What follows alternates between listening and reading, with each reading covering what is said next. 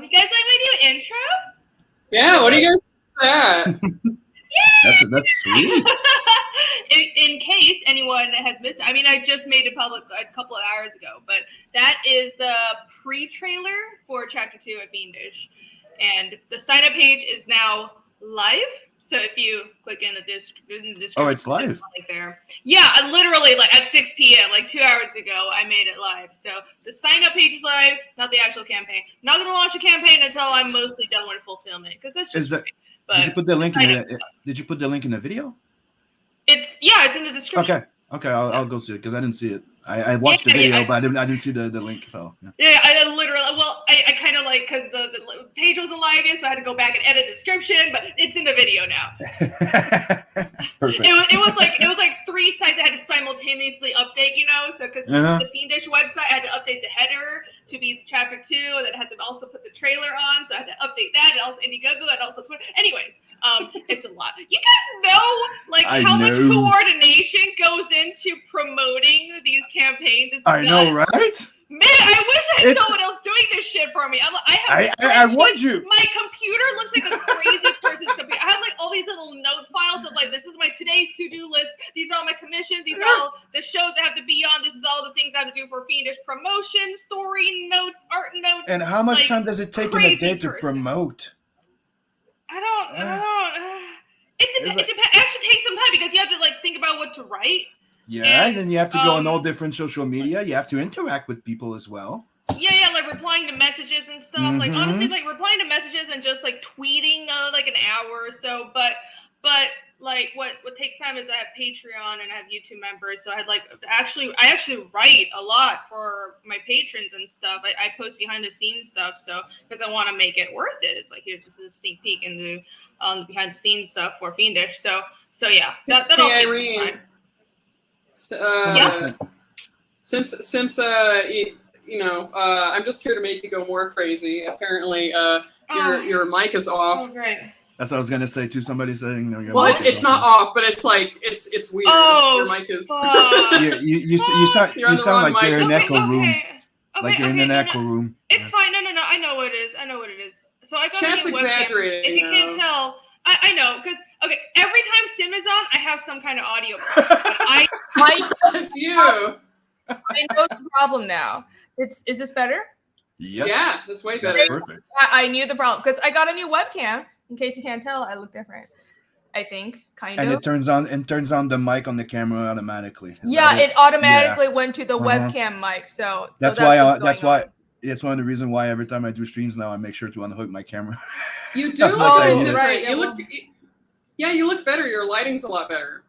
Mm-hmm. It's like a camera with here. Hold on. I have 2, so I can there's this one. Look, I got like this fancy setup and stuff. Oh my gosh, that's the other. This is my drawing cam, so I have 2 webcams now. And I got like proper arms for it. They're like these lighted ring lights. So I don't know. I'm like fancy. You're like, I don't know, be fancy and shit. Oh no, it's coming loose. What the fuck do I do? I was about to say. I'm not very good at this yet. This is new equipment. Then you hear it fall to the floor. Yeah. I was about to say, Irene, you're like an official YouTuber now or something, but I'm not. I'm not. I have no idea what the fuck I'm doing. So yeah. Sorry? I said a whole lot to Armano. Oliver's just joined in. Oh, what's up? 656. Hey. Yep. Yeah, 656. What's up?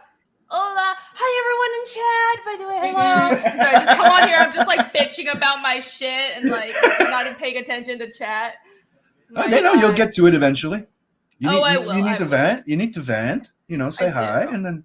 Yes, that's right. I need to vent, and you guys know that's half my streams. But you guys know I love chat, so I would never. That's what happens with passionate people, and it's one of the things with artists, right, and creators. We're passionate about stuff, and then we go on rants, and then we feel better, and we're grinny, and we smile. Hi. Yeah. Oh no, I need to bitch so much. Everything's fine, but I need to and when I vent, I sound like serious, like I'm about to murder someone. Like you should hear me in private. But once I'm done, I'm fine. Everything's fine. Oh, thank you, Count Dooku. Hello, Count Dooku. For 2. He said, I dream of Rini to see that belt. What? You dreamt that's, huh? Did? What happened? Was I beating someone up? You want to see the belt? Maybe he means you with Fraga's, Malin's belt. Sorry, I was going to say Malin's belt. Yeah. Well, you know what? I don't want Malin's belt. Yeah, yours is better. Kind of weird. Yeah, yours has your name on it, your company on it. No. Like, if this was a belt without my name, I'd be like, fine. But it has my name, so I want to keep it. If it was the same type of belt, yeah. Yeah, we could do another competition, and then he'll get that belt. But, like, this is mine? Excuse me, weird. It's some, like, WWE thing, but, yeah, here you go. Maybe you could tell him, I'm not going to put my belt in it, but I'm willing to chip in into a new belt that the winner gets. Oh, I'm not chipping in. Yeah, but pay for your shit. You're putting him on the spot. He has to put the other half in, and let's see how No. Well, he's richer than me, so that's not exactly fair. He's gonna call you on your bluff. That's what you think. Oh no, I think he already's like, oh, you don't want to give up your belt. It's a real challenge. I'm like, I already said I'm gonna do the drawing challenge. Like, don't take it so seriously. I don't know, but it's Maitland. Yeah, you gotta. It's a battle. Everything's a battle. Yep. AC. Oh, right. Okay. Thanks, chat, for telling AC to tell me my mic was fucked. Alex VRB says Fiendish has his own website. There's a sweet map on it too. Yes. Thank you for linking. My wonderful mods and Alex. I do have a website and it's all updated and stuff. So very, very excited. Very excited. Roman, hello. What's up? Yes, there's a sign up page. All right. So we are here today not only to talk about my project and launching of the sign up page, which is fun and I'm very excited. But to talk about this project. Before we move on, quick question. Oh. Your mailing list is up, but did you mention when you were thinking of going live with it? Summer. This summer? Summerish. Summerish. Summer. I heard that. My goal, okay. Yeah. Well, hold on. My goal is I have two stipulations. I need to be mostly done with fulfillment, and I think most of it will be fine. I'll be mostly done with everything because I have all the items except for the plaques. I'm still short on those plaques because I took way too many of those handmade plaque orders. So those are going to take another few weeks. I'm working every night to do more of this precision, but people ordered it, so I have to make them. Everything else should be shipped out in the next couple of weeks. I have I'm kidnapping 3 friends or something this weekend and having them all come over and slave over my packing. So that should help a lot. This is what friends are for. It's fine. I'm paying them with pizza. But yeah, so the plaques. Yes, I'm glad I live in Colombia. Yeah, you are. Yeah, because you would be here if you didn't. Somebody in the chat just said, yeah, summer 2032. 2032, no! 2020. Okay, hold on. So I'm just, dude, I have 2 stipulations. I want to, I do have a lot of fulfillment. I have 800 something orders. It's nuts. I mean, I appreciate it. I'm not bitching, it's a good problem to have. It's a lot. It's a great problem to have. Yeah, not complaining at all. It's just, I'm just saying I'm busy is all. The other stipulation, I want to be halfway done with the inks at least before I launch, which should be fine because right now I'm 1/3 done with the inks. So I want to be more than halfway done with the inks before I launch, and just so now I know when the book will be completed. People won't have to wait too long. So those are my goals. So yeah, it'll be this summer. Not sure when yet, but yeah. I'm excited to launch, but you can't launch. There is also such a thing as launching too soon because when you launch when you're not ready, and then people I know backers don't like waiting too long after a campaign, even if you do tell them that, oh yeah, this book is only 1/10 done or it's not even started yet. People don't like waiting that long. So I'd rather wait longer. Right. I'd rather have less annoyed backers and just, take a little more time. It's fine. It's fine. I want to do it right. People usually don't mind if if your fulfillment is within 6 to a year after the fulfillment. Usually that's, if it's past a year, people start to get ends. Oh yeah, about 6 months to a year. I'm striving for 4 months after camp. That's my ultimate goal. I don't know if I'll be able to do it, but yeah, that's what I'm trying with this one. But we gave 6 just to make sure an extra 2 months padding. Yeah, I'm gonna give myself extra time. So because the book also has to be I finished the page, but Nick has to color it. So and yeah, Like you also learn that sometimes you think you think everything's right, but then you go over it again with a final edit, and then you have to go change some stuff, and then you have to go fix more stuff, and they're like, oh, we missed that.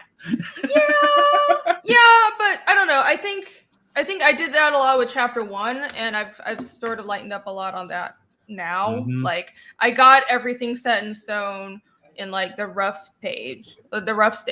So like I did a lot of preliminary work. Like preliminary work is invaluable. Like plan things out so you don't have to do extra work later on. Oh yeah. Really helps. Really helps. Count Duke for 5. Thank you. Says the real contest is between you and John, and I like you both. Shane's been trying to get a piece of the rivalry and John, but he's a lame third wheel. Oh my gosh. Nah, Shane's a great freaking artist. What are you talking about? Oh my god. You know, I don't know if he's fast though. That's the thing. Like it's one thing. A lot of people are great artists, but speed drawing is a special skill. Yeah. And I actually don't think I'm that great at it, but I like the challenge because I feel like speed drawing. I always have breakthroughs when I do that, and it's helped me because, like, as a comic artist, you're always striving to work faster. And like when I'm sitting here just trying to time myself, I'm like, oh, whatever, that's just a timer. I don't have to like stick to it. But when it's a public stream and it's a competition, I have to force myself to find shortcuts, and I like that. I learned so much. And speed drawing is a really good way to help you understand the finish, not perfect thing. So you give yourself a timing and you finish it, and if it's not finished, you share it anyways. It's kind of like, it's weird, but you know, the trick is you want to get to a point where don't like just, you know, leave a foot undone or something. Like do the whole drawing, like plan it out. So like within, I know with like the general 1 shape, hour drawing, so within 40 minutes, it looks finished enough. But if I get to that point and I still have like 20 minutes, I can do the detailing. I'll add that texture, but like do the outline. Yeah, all the rendering and save that for last. There's a technique to drawing fast and making things still look good. Yep. So yeah, I like it. It's one of the things I did like to get faster. Like, you know, the moment I'm like, oh, I didn't produce that much in my life. I'm like, you know what? Let's give myself a challenge. I did it for like a few years. I started doing the Halloween special, like one drawing every day. Ooh. So it was like picking a movie, and I was picking movies and just doing Halloween movie. Then I did the Marvel, DC, and all the superheroes. And then, you know, that's how I came into the CG area. And I'm like, I did all the fan art for everybody to promote on streams and the Doodle and Chill. That's how I got started. By the way, I only just realized that I hadn't really asked you this, dude. Do I call you like Sim or Simon, or how should I call you? Just call me Sim. Everybody does. Yep. Where are you from? Montreal, Canada. So I'm French Canadian. Yeah, he's also he's been on the show before, but you're never on when he is. Oh yeah, that's the thing, yeah. AC Sim AC. What's up, AC? Well, yeah, good to meet you. That's why it's hard to pinpoint my accent. Yeah. I don't sound French. I don't sound French, and you know, I do have I don't know what French Canadian accents are. I know what a Canadian accent, like, you know, English speaking accent is. So I know what you're talking about. A boot, sorry, a boot. Actually, they don't actually say sorry. That's just a stereotype. No, it depends. It depends where you go. I found that out the weird way. I thought it was all like gimmicky. I went and you hear the boot. You're like, I was like, what? And then you hear that, You're like, oh crap. And they're like, I started laughing. And then he looks at me and goes, oh, sorry. I'm like, oh, fuck. You just concluded with the final one. Thank you. Yeah. I was in high school. There's this girl who was Canadian, and it was an international school. So I was like, oh, they just sound America. But then, like, one day I just suddenly picked up. They keep on saying oohs a lot. Everything is out about. And then I was like, oh, they are a different country. Technically, I didn't. You know, it's like wow. My English. I didn't learn my English. Like, it's not. I didn't learn my English from Canada. You could say. You learned your English in Canada? I said I didn't learn my English from Canada. I technically grew up in French and English, watching American TV, and I knew like people from here, from the U.S. and everywhere. So I learned my own English. So I don't say I say Z, not Z. Oh yeah. That's You know, I fucking say annoys me sorry. so much. I say sorry, Zed, not sorry. Zed, That H. annoys you? I don't know. Like That every an- time it's just. Because Why it's does the that weird thing annoy is that because it's Oh, annoying. it's another It's Brit annoying slash to me because look, South they say African. Zed. They're so annoying. They hate the French in Canada. Okay, the Canadians, they Zed. like a lot of them hate the French in Canada, right? But they pronounce Z in French. Nobody that speaks English says Zed. It's always Z. You don't say zebra. You say Yeah. zebra. Well, no, like British people say Some Zed. people do. Yeah. Mhm. Yeah, Some but people say Brits, I have zebra. no idea. It's weird. It's weird. Yeah, it's a weird thing. No, I'm just playing, but But it you is, know that's the entire reason why my character Zed is called Zed. It's a pun Wait, on really? that. Yeah. Really? Yeah. His name is Zed, Well, and that's his interesting. Z-E-D. Yeah. But so you named a character after you know, like on that note, that's a perfect segue. Yeah, let's take a look at this character that you speak of. I'm so great at transitions. I'm amazing at this. I'm freaking professional. So yeah, Australians say Zed too. Yeah, all these colonials who weren't ornery enough to revolutionize and break off those filthy Brits indoctrinated to say Z and H. Yeah, it's always the U.S. is always better at everything. We say Z. We have the imperial system.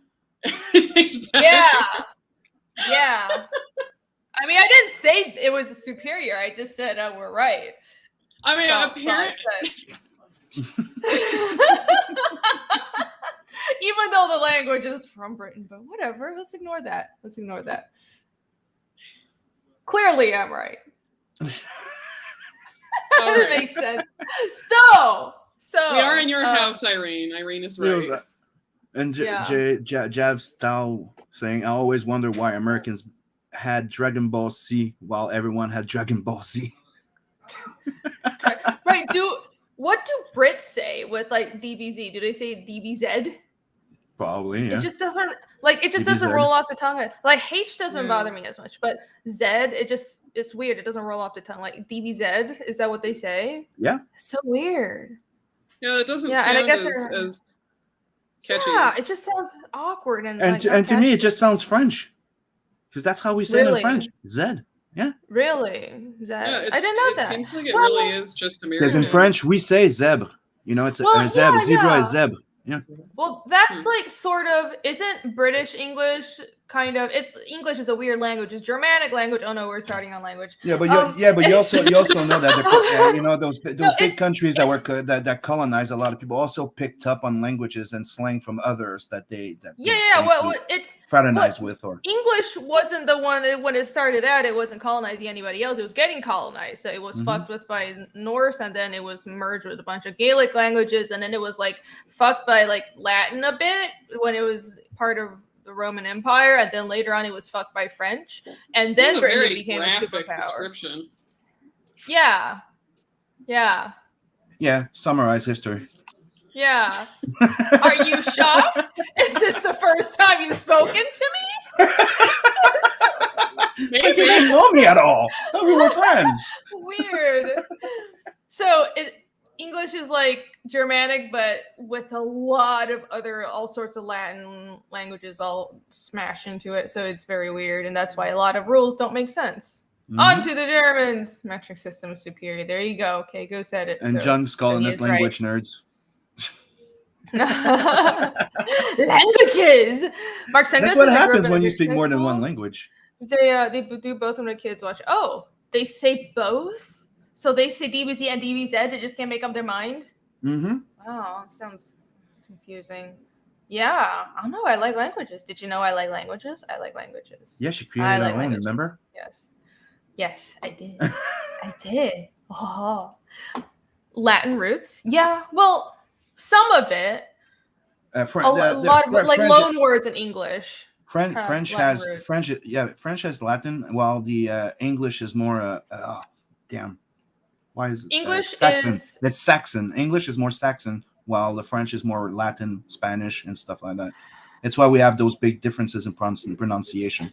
Okay, so English, Spanish, French, these are all descended from the Indo-European language family tree. So Proto-Indo-European was the ancient language in like Stone Age or something that was theoretically spoken that branched off into the vast majority of European languages. So even though Latin, English, Gaelic, French, Spanish, almost all the languages in Europe, except the Uralic languages like Finnish, are related. Even Slavic languages, even Russian, Belarusian, Polish are related.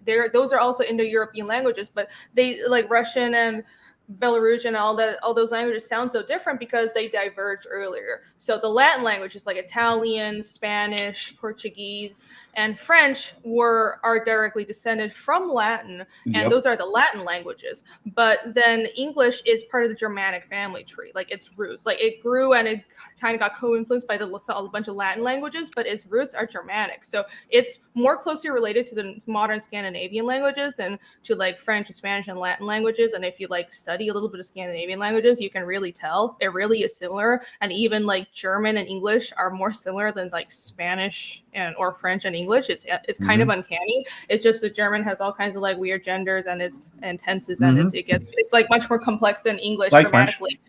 Yeah. And English is actually like I know people complain about English, but it's not that complex of a language. It's just sometimes the rules don't make sense. It's one of the simplest one there is. Gendered. It's one of the most simple Indo-European languages because Indo-European languages vary. Like everything is gendered in every tense, like dative, genitive, and it's complex as hell. Like depending on if the subject matter, like the pronouns change, but also the way you say every other particle of the sentence change depending on the gender or the tense of the thing you're talking about. Ridiculously complicated. And English also has one of the things that makes it way easier than the other languages. It writes almost as you speak, while other languages don't. Like French is very like spelling. Like written French is way more complicated, and that's why if you talk to a French person and then you read something, they sound differently. You think English is phonetic? It's more phonetic. Yeah, it's more phonetic than a lot of other. Phonetic, but you're like comparing it to French. I mean, English is seriously. I think that's just a testament French to French is being one of the most incredibly complicated. non-phonetically written. It's just like even the French people can't even write French properly. I think the only languages I've seen that aren't read the way they're spelled is like Gaelic, where it's just like 5 letters, but that's an A. It makes no sense. No, I'm talking about how you're going to formulate English sentences. Weird. Yeah, the thing is, English spelling was not standardized for the longest time, so there was no standard spelling. Like even Shakespeare would like spell things differently, varying from play to play, and then he would write his name different. There was just never standard spelling. So I wouldn't think that. I don't think English spelling is that phonetic, but I don't know. In terms of grammar, it's really not that complicated. Now it's crazy. Polish and Finnish is absolutely fucking nuts. Yes. Like I'm a fan. So I try to figure out some Finnish words because I'm a fan of Nightwish, and I'm just like, how this grammar makes no sense. Like the word structures are so different than anything. It's just not an Indo-European language at all. I'm like, I would love to return to this, but this is not intuitive for me because I have never touched Uralic languages. Let me step back. Polish is fucking crazy. But you know what? Once you sort of learn the pronunciations, I think Polish, like, it's not even just the writing. Like, once you learn the writing, it's not that hard, but the grammar is nuts. It's because I really want to learn a Slavic language, but they're all really complicated. So I have no idea where to start. I can't teach English is like retarded German. Thank you. No, it is though. So I took like 3 lessons of German on Duolingo, and I'm like, it really is. All the words are so similar to English, but once you learn the grammar and the tense and the genders, it's like, oh, it's more complicated in that way. But the words are like English, but a little different. It's like both is German. Beer is beer. Wine is vine or something. Or wine? Yeah. V's and W's are reversed. Fucking weirdos. And French words introduced at the Norman Conquest. Yeah, exactly. So, English was like fucked by French. And that's why British people talk differently. Weird. English has German roots, but then Latin alphabet decided to poke it. Well, it's pretty much the same. If you go in France, especially Paris, like it's for English. Like they have a lot of English word in there when they talk. That's what I English hear. isn't- I yeah. hear like Nick bitching about. Well, I won't say bitching. That's mean. I think he's rightfully complaining that a lot of people sort of mix Spanish and English, and he doesn't like that because it's sort of, I don't know. It's a bit of like linguistic imperialism. I get it. English is like the global lingua franca. But well, it's not just that. It's like they just, there's Spanish speakers here who just add in English words because it sounds cool, or because either because it sounds cool or because they actually do not know the word in Spanish, which sometimes is just to make pretty it rhyme. sad for a native Spanish speaker. What'd you say? that's sad. Sorry, Sim, what'd you say? I said, and sometimes it's just to make it rhyme. Oh, I guess. I guess, like, Just making a joke, yeah. meaning there's a lot of people in hip hop doing that, and they'll go like, like lingua, and they'll just put like a Spanish word in there to make sure that it rhymes. Interesting. Huh. Yeah, that makes. Well, It's one of the things that annoys I my don't bro. know. My bro's Mexican, so dude, it annoys the fuck out of him.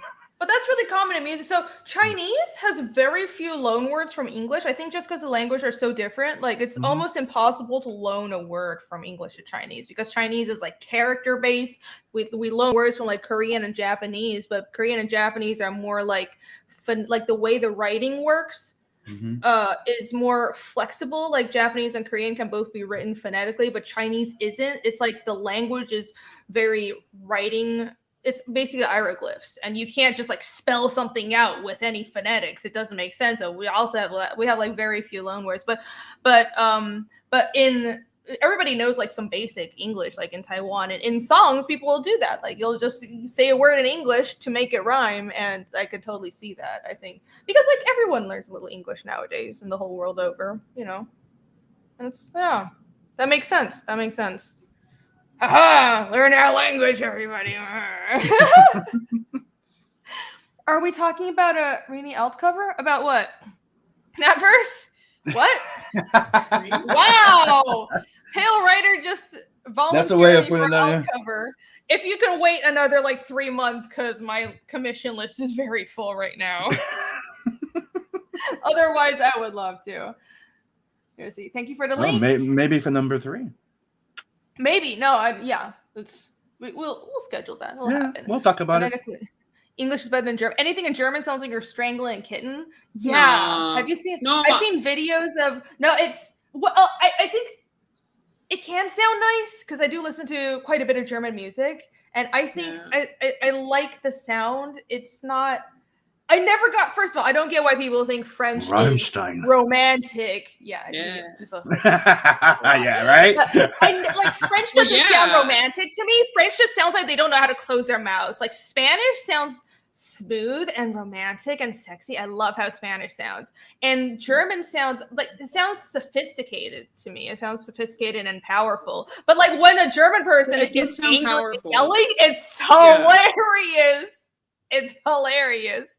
Look up videos of like just screaming angry German people. So funny. They sound nuts. Sorry, you're saying? Oh God. I'm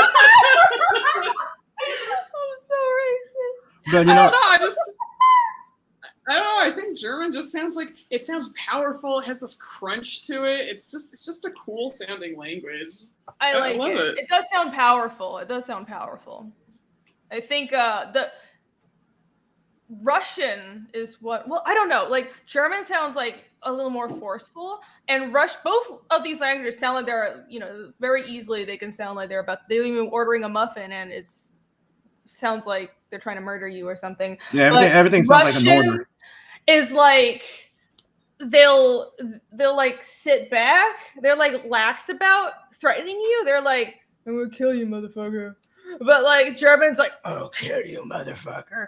See, it's different. It's like a little bit of different tone, but it's both threatening. I have no idea what I'm talking about. Even when they say I love you, it sounds threatening. Yeah, like when I love you in German. It's libidish. They're like, it's libidish. You're like, what? Libidish. Like, I'm gonna freaking kill you type of thing, yeah. It's so angry. Oh my God, it's so funny. Chimera for 2. This is for you, Sim. He says, "Hail to Sim, who's French but looks Puerto Rican." Yeah, everybody thought I sounded Puerto Rican for a while. That's why the joke You Fraga says the Canadian sound- Puerto Rican. He says you look Puerto Rican. Yeah, he said you But no, look Puerto Rican. You don't Oh. sound like what I expect of a French accent for sure. Yeah. I guess I'm not I ain't familiar with the French. Montreal accent. So it's like, I ain't No. French. Language, the language, Sim. The Yeah, language. I know. I'm kidding. German can't sound romantic if you whisper. Well, everything can't sound romantic if you like whisper it seductively and shit. It's not the language. German dressings are trying to cause Kirsten Eldridge. Oh, What what's is that? Yeti? What is Sean was what? saying- I was gonna say, what is Yeti Cast? So, John is asking, Sim, do you like Yeti Cast? What is Yeti Cast? Yeti Cast. I don't know what Yeti Cast is. I don't know. German heavy metal sounds like death metal. Mhm. I don't know. I like German heavy metal. I'm not a fan of death metal usually, but I like heavy metal. You know, I listen to weird music. It's like that and a bunch of pagan Weird. shit. It's really Yeah. not that weird. No, I'm in the same boat. Well, that's because you listen to the same music.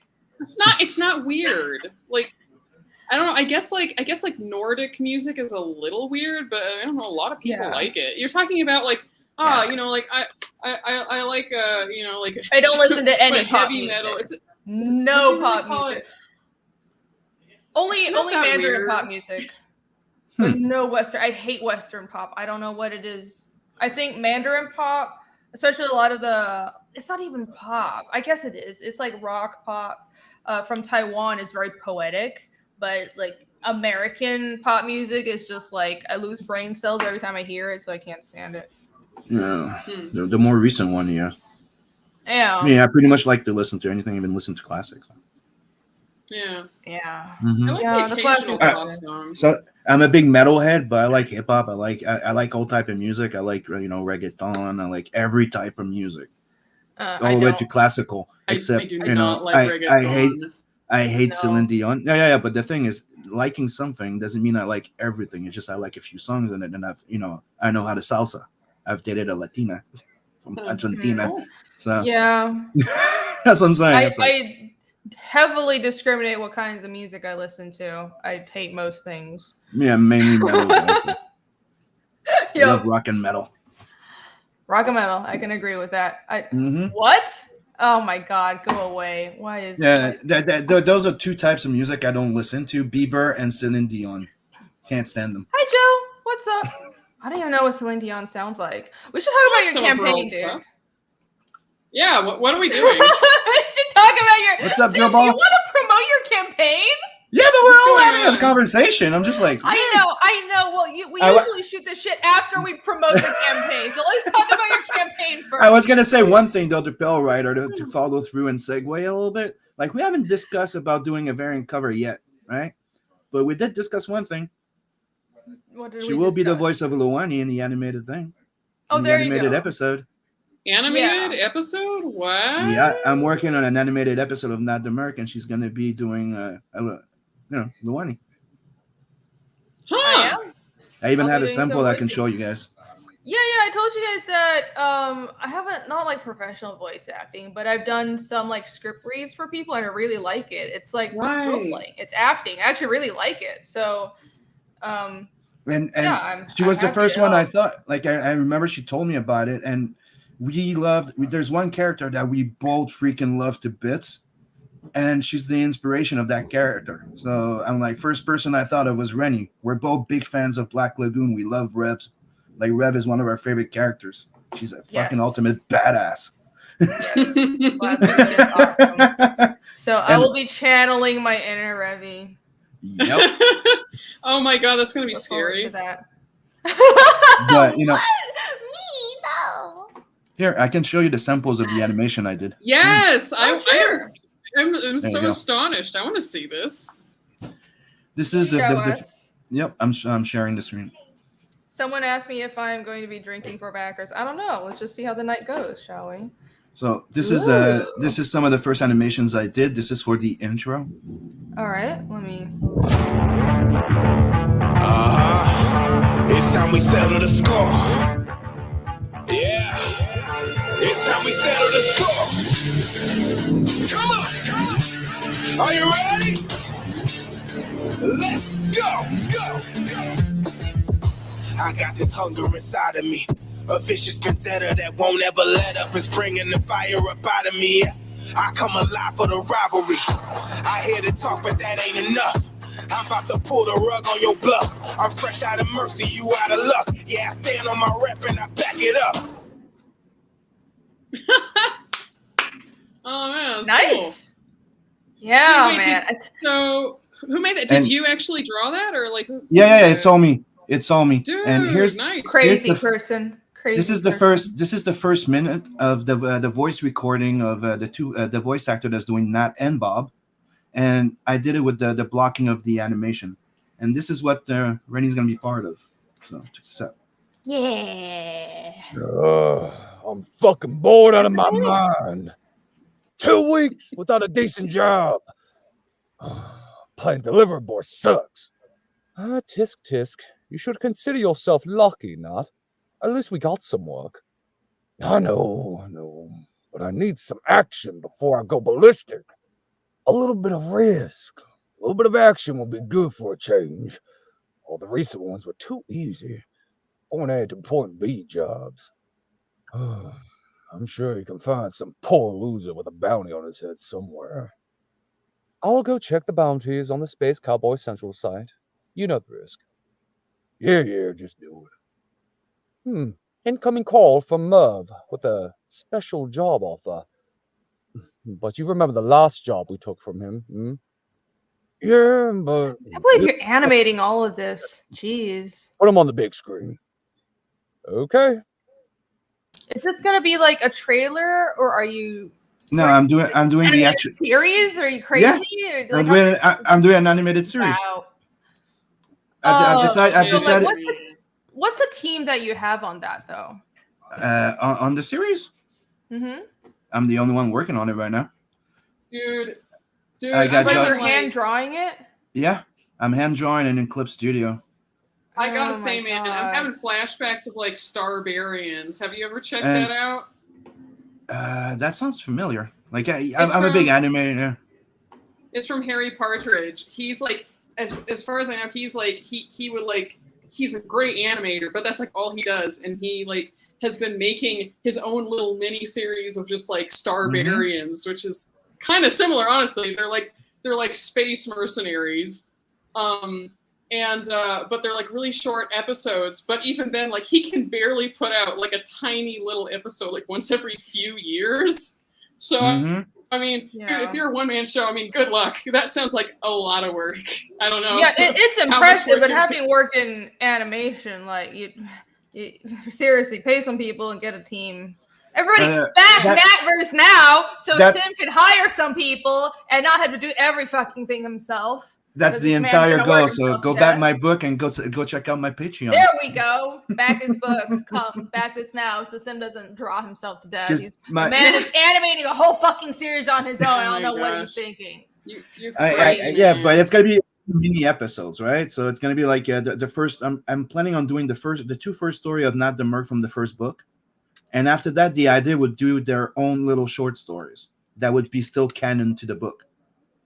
Okay. So I think it would be then. Yes, the idea would be to be able to hire more people. So I can just concentrate on the book and people can animate it. But yeah. Yeah, I mean, that's, somebody needs to start the show.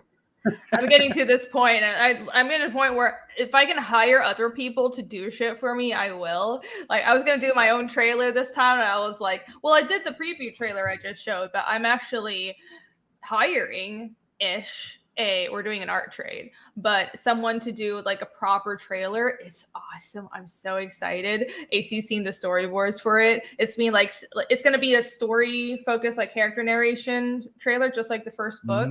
I got permission from a musician I really like to use their music. Really good musician. Yeah, that's so cool. It fits so well. I'm so excited. So that should be done around the end of the month. And I'm like, I can't wait. I'm dying. Oh my God. Yeah. Yay. But dude, fucking hire people to do shit. It's like things get done faster because also I know that it also depends on funding goals, but at the end of the day, like just even doing a comic is so much work for one person. Once you add in stuff like trailers, promotion, but also like an animated series, all these side products, and you need help. Want to see some more animation blocking? Yeah, sure. Yeah. Look at my screen. There we go. Let's look. Let's take a look. What was that? He grabbed her by the throat, and then she's like, "Okay." No, but she's kind of starting to lick her and Okay, stuff like that. Okay, yeah. So this is animation blocking, yeah. Okay. So yeah, he was about to like do something to her, but then it was like, oh, somebody is here, and they looked to the side, and it was our main guy. Oh, okay. So Okay. if you see it again, she's walking. She's in an alley. Then he comes out at her, grabs her, starts like, oops, and then that's there. Oh. But dude, there's a bounty on your head. I'm here for your ass, type of thing. Huh. And he's like, screw this. Throws the girl. He catches her. He's like, hey, hello. Oh, boom. If I may, I think what threw me off was that one block, that one frame where she was smiling and still looked back at the guy who was attacking her. Yeah, but the idea is that when that happened, is that I'm doing the blocking. So this is after that I get the voice acting, then I space it out, right? But the idea is that she's scared. She hears Nat. She looks at him. Seeing him, she looks back at him with a smirk, going, "You're fucked."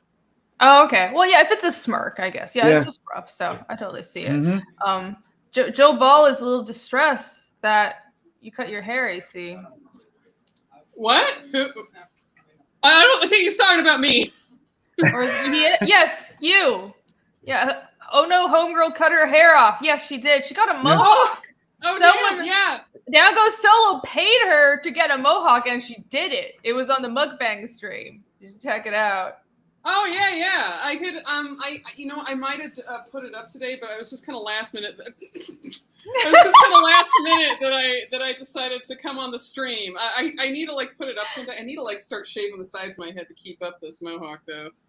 Starting to grow out a bit too much. Yeah, well, your hair goes really fast. It'll just make you feel really uncomfortable. Yeah. No, the mohawk looks great. Yeah, it's giving her she's got her punk rock biker attitude when she spiked it up that day. You should go watch that stream. Just telling me off the whole time. It was so disrespectful. It was unbelievable. I'm just kidding. Or Indeed, you'll have to check it out, I guess. Yeah, I guess you will. This looks pretty amazing. It does. Well, thank you. It does. So the idea behind Natverse, for anyone who might be new to this, you're a huge fan of heavy metal and stuff like Shiro and stuff like Black Lagoon. So you kind of merge all of those influences into what you're doing here. Yeah, right? it's everything for like I'm a huge fan of the heavy metal. I'm a huge fan of like Mashaman Shiro, Cowboy Bebop, all those type of like sweet anime. I'm a big fan of 2000 AD, the British invasion they called. Like Judge Dredd, ABC Warrior, but that's how they called it when they came. It basically crossed from the UK to the US. All those people came from the UK and started like they called it the British invasion of comics. Damn Brits. Yeah, but it's what I love, and it's reflected in there, Mashimun Shiro is like my manga god. So Tales from the Natverse is like I mix the idea of heavy metal magazine, which is like a mature theme sci-fi comic book anthology, but the thing is they're not part of the same universe. So I decided to take that and mix that with the idea of when you used to buy those supersized comic books back in the days, you would get 5 floppy at the same time. So it's kind of like I decided to be able to like in one book. It's like I'm giving you 1 year of release. So that's why there's more than one story. So it's like you're getting multiple floppies in one book with different IPs. So you get not the merc. Well, how many pages is the book though? The book starts at 80 page all the time, and now we're trying to unlock. Yeah, now we're trying to unlock the extra 13 page story to make it a 96 page book. Awesome! Wow. That's hefty. Yeah, so you're doing one of these every year. In the first one, there's 5. In that one, there's 3 from the beginning, and there'll be 4. There'll be 4 if we unlock Blood Brother Part 2. Okay. Nice. And I like. there's two what they call interlude, not interlude. Damn, I mixed it up. The other one, when it's after. What do you mean? Oh, Yeah. I mean epilogues. Yeah, the epilogue. Sorry, yeah. There's two extra epilogues, so it's like short story of themselves leading to something else. Nice. Yeah, So yeah, it's right now it's 82-page book of story Mhm. plus fillers, and if we unlock the other one, it becomes a 96-page book, and that story is already all pencil and inked. The only thing I have left to do drawing is I have to do the last 25 page of Planet 69. And Beacon already started coloring the Metal Valkyrie story. So all right. we're aiming to be done to have everything done and fulfilled by November 2022 or before. Like I told you, we're trying to do it in 4 months after the campaign's done. Funding. Yeah, that's a good time frame. I think 6 months. Yeah, but 6 months is like the safety net. So I'm saying 6 months after the funding is done, the book will be fulfilled and done. But we're trying to do it before. Yeah, always give yourself an extra couple of months. Yep. I just realized, by the way, that that's like chest hair. It always just struck me as quite funny. His chest hair is in like this weird shape, but his spaceship is in the same pattern. Yep. His spaceship is shaped like his chest hair. Yep. I just noticed. Did you see it in the animation? Oh my Great. gosh. Everyone, you must bat this now. The man's chest hair is shaped like his spaceship. Yep. I did not realize. Oh my gosh. And I don't say it. I let people notice it. And then there's another thing. Like I'll tell you that one. If you notice when he closes his jacket, right? He has the little face piece that hides half of his face, and he has the lower bottom of the logo that completes the logo with his eyebrow. Okay, you say this, but I don't see any shots of him with his jacket closed yet. It's not on the campaign, so hold on, let me get one. I guess we'll have to buy the book to see that. I think it is, but just to make sure. Visual language. This man just constantly has I'm usually not. I'm not a chest hair person, but like this is very amusing to me. There you go. Here's a page that's not on the campaign. Ooh. Well, hey, you know what, guys? If you shave your chest hair in a weird pattern, you deserve some attention for it. The eyebrow does the same thing. It's more like if you have enough chest hair to actually shave into a fucking pattern. Like, does it grow like that, or does he shave it? I mean, no, it grows that way. It grows like that. So wait. So this is Alex VRB is asking exactly what I was thinking. Which came first, the chest hair or the ship? So, but if his chest hair just grows like that, clearly he built the ship to be shaped like his chest hair. He's just so proud of his special chest hair that he built his suit. He's born with a natural logo on the chest, so he's branding. Sim, why aren't you telling people about this? This is like your #1 marketing gimmick. If you told people this is Nat the Merc, the chest hair mercenary who has branded himself using his unique chest hair pattern, people you would be making millions. And he's also a Listen to me. Let me help you market yourself. Chest hair. Yeah. He who controls the chest hair controls the universe. Yep. Guy in his room. Wise guys, what's up? He was born this way. Yep. Is there like some secret? There's some like dark secret backstory about like my father something, and that's why he was born with like weird chest hair. Yeah, in a way, yeah. Oh boy, he does have a secret backstory. The entire premise of that is he's a hybrid of an alien species that they completed the DNA sequence with one of a human. So he's a hybrid. He's born with that metal arm. It's not a cybernetic arm. It's a metal arm. So he doesn't know nothing from his past other than he was built as an experiment. And the robot that's his dad was sent to eliminate him and the experiment, but decided to become his protector and raised him like his dad. Robot is his dad. Yep. Bob is his dad. I just noticed like when the shirt is kind of half closed like this as well, the chest hair looks like a little skull, but not like a skull. It's almost like an insect skull. Yeah, it's an animal skull. Yeah. Right. This is like, guys, this is like Punisher, but with Yeah. chest hair instead of the skull shirt. This is epic. Sim, I think you need to be listening to chat because look at these people helping you with the merch opportunities. Chest hair pattern T-shirts. Where are your chest hair pattern T-shirts? I am planning on doing it. Like, give us hairy keychains. Give us like hairy hat, chest hair pattern Oh my- T-shirts. Like, Yes. do it. Okay, now. I will. Like those I'll- shirts I'll- that like I'll they get look t-shirt, I will. like a bunch of pecs, like they look like a bunch of abs, you know, those shirts. Yeah. Oh my god, that'd be so great. God. Yeah, do it. It's like a picture of just like a naked torso with chest hair, but it's printed on a T-shirt. Yeah, I'll check into it. Oh, you have to do this now. Yep. I did. guarantee you I will do. sell so much I more. wanted to do the T-shirt with his logo on his back, but yeah, the idea of doing the chest hair, yeah, I need to do that one. Yeah, why would you put it on his back? It does his back. Is his back hair shaved the same way? No. I mean, Same he has way? a logo. He has a different. He has a logo different his one back. on his back hair. Does he have like No, on the back of his jacket. Oh, on his jacket. Okay. You No, you guys, should embrace the chest hair. you guys, Down Goes Solo says maybe a chest hair stencil. That's a great idea. Great idea. Oh,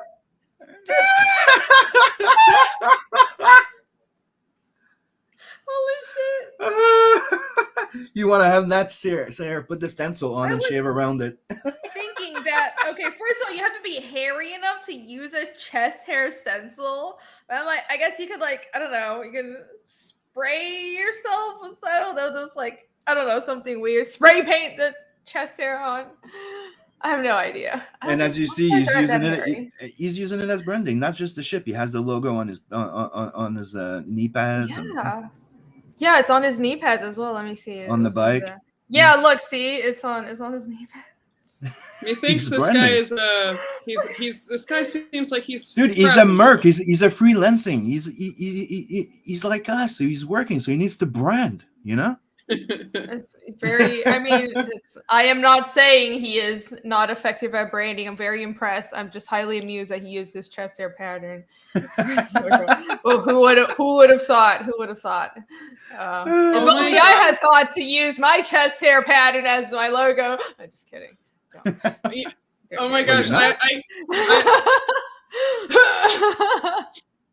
Sim, I don't know if you'll get this. I know Irene won't. Maybe Human says the protagonist is David Hasselhoff. I think that's a great comparison. God damn it! How did you know I wouldn't get it?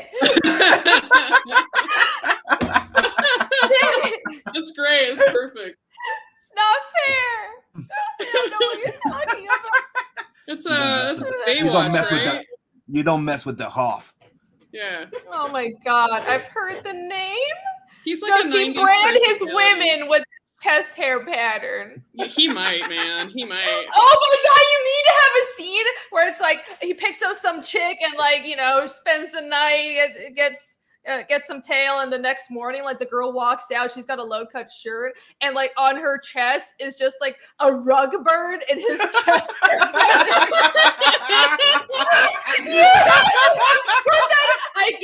I give you this idea. Put it in the comic, please. It'll be so great. Mr. Rash.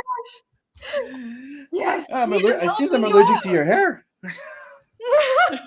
I was thinking that, you know, like allergies. he just like shed on her or something, or, you know. I was thinking, you know, friction and rugs and, you know, rug burn and I don't know what, you know, it's simple Something of solutions. dogs or something shedding. I don't know. Other than having I'm being dirty. magnificent chest hair and taste, you can use that arm to have like a metal claw, a sword, and hack through technology. It's technically a technomancer. What do you mean? Like he can turn his arm into these things? Yep. He cannot it will always keep the arm shape, but he can create claw. He can extend a blade out of his arm. He can make like the metal can transform into weapons. Everyone is just everyone is just showing up in time for the chest hair talk. We're gushing over Nat's amazing chest hair. Look at that chest hair. We've been telling Sin that he needs to brand his whole campaign around this because his chest hair is the same shape as his spaceship. and he's using his logo. His logo is shaped like his chest hair. So we were saying that he needs to have chest hair T-shirts, a chest hair stencil as part of his campaign. I love it when various people other brilliant products. Brilliant. You know, but I will, but I really love the fact that when I go into a freaking stream to promote it, when people click on it, it's freaking awesome when people click on it, going like, dude, is the ship shaped in the same way? Yep. And everybody realized reacts the same way. I know that you just want people to figure it out, but you need to start just putting this front and center. Like this is anyways. Dude, I love the idea for the shirt and the stencil. I'm gonna keep that in mind. I never thought I'd be this fascinated with chest hair, but I actually really love this. Wise Guy says chest hair reusable adhesive and chest hair design cookie cutters. Oh, there you go. Yeah. You just glue it onto your like a hairy pattern. You can just glue on. Dude, now you gotta have like a scene. Just throw it in somewhere where it's just he's just going about his day as he normally does, and he's just baking cookies, and they're just in the shape of it or something. Yes. Yes. Oh my god. Oh, I saw. Yeah, Frega's basement flooded. That fucking sucks. Yes, and and some of his artist edition books and stuff like that of his collection got wet. Oh my god, that's fucking terrible. Yes. Oh my god. Yeah, I'm terrified of having like a basement workspace. A lot of artists do though. That's horrible. Yeah. Well, as long as it's not like original art. I mean, artist edition books that still sucks, but man, like when original artwork gets damaged, oh my god. Yeah, guys, you just never know what's gonna happen. Don't keep original art near the ground. Just never know what the fuck's gonna go down. Might not even be flooding. Might just be like a crazy pet. I'm really paranoid about that kind of stuff. Does he have a campaign up? Maybe we can show him some love over a little bit. I don't think Frega needs our help promoting the campaign up anyways. Yeah, what is Black Flag still alive? Yeah, I think it is. Okay. What are his numbers? Crazy. Go help him make up for the damages. Right there on top. Yep. Yeah, there you go. That's it. Pineapple Perception comic. Yeah, he doesn't really need our help, but I guess not. Go back. Back Black Flag anyways. Yeah. No, Dan's awesome. Dan's the one who did the belt, the competition. Mm-hmm. Right, yeah. That's what Fragtober is named after, his name. So yeah, that was on his channel. Yeah, he's awesome, such a chill guy, and he hosts all these like competitions, just giving everybody. I'm old enough that I read Black Flag when it came out originally. Oh, that's awesome. Cool. Mm-hmm. Yeah. So everybody go back that. Because he doesn't exactly need my help to promote his book, but still his basement fucking flooded, and everybody could use some love when that happens. His basement studio, not just his basement. Like he has a video of it up on his channel. That fucking sucks. Like imagine your studio flooding. Oh my god, I'm gonna have nightmares about that today. It's not fun losing work. Like the equivalent for a digital artist would be having your hard drive burnt. Like that happened to me in 2016, like one of those viruses. It burned both my drive, even the one that was the external connected to my computer. Oh my god! So I lost 2 years of work. So all the stuff from Blood Hunt and the Tales from the Natverse 1, the Elrica story was all drawn before. I had to redraw everything. Jeez, yeah. Because I lost everything. Yeah, but the thing is, but I was lucky enough that I had like very low res JPEG still that I found. So you don't lose everything. You can just then terrible. Yeah. I had a hard drive in college. Just some people were over for a party, and this guy just bumped into my table and knocked my hard drive to the ground. And that was it. Yep. So after that, I've been so paranoid. Even before we had like online drives, back when people still use CDs, I would burn my work onto CDs. I would burn my I would use like 10 CDs. They were giant PSD files, but I had like this giant book of CDs of my work backups. Like I was like, I have external drives. That was my backup, but someone knocked it. This was back when external drives were like a lot shittier, and they would just randomly break all the time as well. So I was backing everything up onto like multiple CDs every other month. Never again. Alex VRB is posting the Fiendish Shoe mailing list. Yes, thank you. Thank you very much. Sign up for a thick Ragna card. That's right. Yeah, I Very need to good. go sign up. It's awesome. Yeah. YAC, so you'll want it. Only for And people Irene. who sign up. It'll be, oh yeah, I colored it. Yeah, but who cares Yes. about that? I'm proud of those colors. Those are nice colors. We collaborated. Yay, we did. Yeah. That's how we're doing all the trading cards. So every book I'm going to have like 3 or 4 trading cards. Unless you're, ideally, I would like you to do all the trading cards. I think we work well together. I like consistency, you know? Same. It's like, it always bothered me in American comics when like they would switch artists for every book. I'm like, okay, the trading cards will all have one look on my book, and like I will always do the interiors, even if I'm dying and absolutely buried under work. I will do all the interiors. Yeah, so. I don't want to tie you down though. If you ever want to like have like a guest artist or something on it, that could be cool too. But I might, but like the main cards will be, unless you don't want to do them anymore. But no, I like the consistency. Yeah. Same. I might have like additional cards, but like the main cards is, I think that's my plan. That's my plan. Oh yeah. Take my money, God! Take my money. Hey, Irene. Yeah. I just want to point out one thing. I made a big changes to the campaign. I just don't want to forget mentioning it. Sure. Yeah. Should I refresh? Let's refresh. No. Changes? Oh. Yes. And by the way, like people, there's a campaign, right? There's a. I edited it yesterday because I listened to the fans, right? And some people said that my stretch goal were too distanced from each other, like they were at 5K each. So I reworked them. And I also added the Preston Acevedo original art for the rose cover. Okay. I bought it from him, and now it's on the campaign. But the thing is, before they used to be at an interval of 5K, the stretch goals. So I broke them down to 2,500. So it makes that the new story, the extra story, unlocks that we're $2,000 away. So here, yeah, I've updated it because people were saying that they were too further apart, and they would have liked to have it breaking down so we unlock things a bit faster. So that's what I did. Yeah, let's look at these stretch goals. 7.5 is Unlock Blood Brothers Part 2.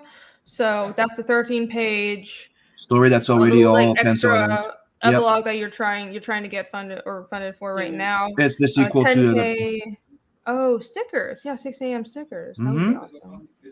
Cool. Yeah, let's see. 7.5. Yeah, you'll make it a 7.5. Yeah. Yeah, you should. Come on, everyone. Let's help Sam get to 7.5. And, Not that far off. And if we look at the 12.5, there's an upgrade at the Merc Club, the Merc card, because all the Mercs have a card, and you have the rookie card, and you have the high end card. And the thing is, right now you start with the regular card, but when we reach the 12.5K, it's going to be a metal card. Okay. It's going to be printed on metal, with a matte black lettering on it. And at 15K, cool. everybody that backs a physical a metal book, trading card. Yep. Do people do that very often? It's not going to be like a trading card. But I've seen it a few times in indie comics. It's going to be more like a business card. Like it's going to be like on one side, it's going to say Merc, and at the back, it's going to say the Merc Credo, their code. Oh my gosh. It's going to, Yeah, that's I've cool. seen it a few times. I don't. Talking about like metal cards, it makes me think of like just like Gambit or something, like throwing them like something like that. Yeah. Ninja stars. Oh yeah, that's why you should back this book now and get a murder weapon right alongside it. And just put it in your wallet. Everybody that backs a physical book gets a free sketch card. Awesome. Sketch card. Cool. Yep. For every physical book backer, you mean a trading card or a sketch card? A sketch card. Yes. Like an actual original drawing? Yes. That's a lot of work, Sim. I've done 240 for almost every campaign so far. So yeah, let's go. Oh wow. All right. You are the crazy man. I guess you know what to do. Yeah, I'm just saying. I've done 200 in 2 weeks. All right then. Well, Sim is crazy, so you should get his book. Oh no, Dunn says Frege lost a Frazetta piece. Oh fuck. Shit. Oh my god. Holy shit. No. I hope he's fucking really? insured to An the original fucking... or a book? Oh my god! I hope. Yeah, that yeah, was an yeah. original. It's probably a book. Is an original. It's in the millions, and you know, he's doing good, but I don't think he's in the millions to spend like throw $1 million to buy a painting. But if That hurts my soul. yeah, yes, I'm a huge fan of Rosetta, and yeah, Oh. I would want to hurt something or someone if my freaking collection of Rosetta art book would be ruined. I'd be losing my shit. Uh-huh. Yep. Yeah, that sucks. So go give Rega some support, guys. He deserves it. Mm-hmm. He needs it. Let's see. I demand waifu stickers and prints. I am listening to the fans. I hear you. I'm here for you. I got you, brother. I'm thinking of doing right now a lot of people are asking for the freaking fridge magnet. That's what I did, that the first backer count, like when we reach 100 backer, I'm unlocking a fridge magnet, because people are like I like backer count stretch goals as well, not just like financial, you know, how much money. No, I'm thinking of so the waifu drawings are really popular. I'm thinking of doing a waifu book. It's just nothing but waifus, all waifus. Well, yeah, did but you see people how have been many doing so many swimsuit editions. A bunch of doing swimsuit books, but I'm like, I could do a different twist on it. I'll do waifus, and I'll commission other people to do it. Did you see how much? Be my work. It'll just be cute girls with food. Like, did you see how much money some people made with waifu pillows? Or look at Raging Golden Eagle with the boom mouse pad. You did the boom mouse pad. Yeah, you made a whole bunch. I'm usually not this much of a filthy, you know. It's I'm not this filthy, but people like it, so I'm just here to please the fans. Like, it's fun. Why not? I will provide it. When are you gonna make? When are you gonna make Ragna pillows? Soon. It'll happen. All right. I ain't even kidding. If you guys want it, I'll make it happen. No problem. Yeah, I'm definitely gonna get on those. Here for. I'm definitely gonna get on those T-shirts and put that on the InkSlayerEntertainment.com website. Oh, the chest hair T-shirt. Yes, the chest hair T-shirt. It's gonna go up soon. Do it. That'll be so great. Oh, you said it's a print. Well, at least it's not an original, but still, that's fucking. That's infuriating. That's infuriating, man. Oh, and by the way, people that like that stuff, there's a very, very nice, sexy print on my campaign. If you back any tier that's $69 and up, you get it, or you add it as the add-on. You have the low one 60 tier. Yeah, it's in there. Yeah, it's in there. Which one is that? Let's scroll up. Go down underneath. Go down. Underneath, yeah. I'll just say you got a really long page. Yeah. Let's say here's the stickers. Those just that's the fridge magnet. There you go, the sexy print. Oh, that's great. Oh, that's so cute. Yeah, I like that. It's adorable. That's fun. Oh, there you go.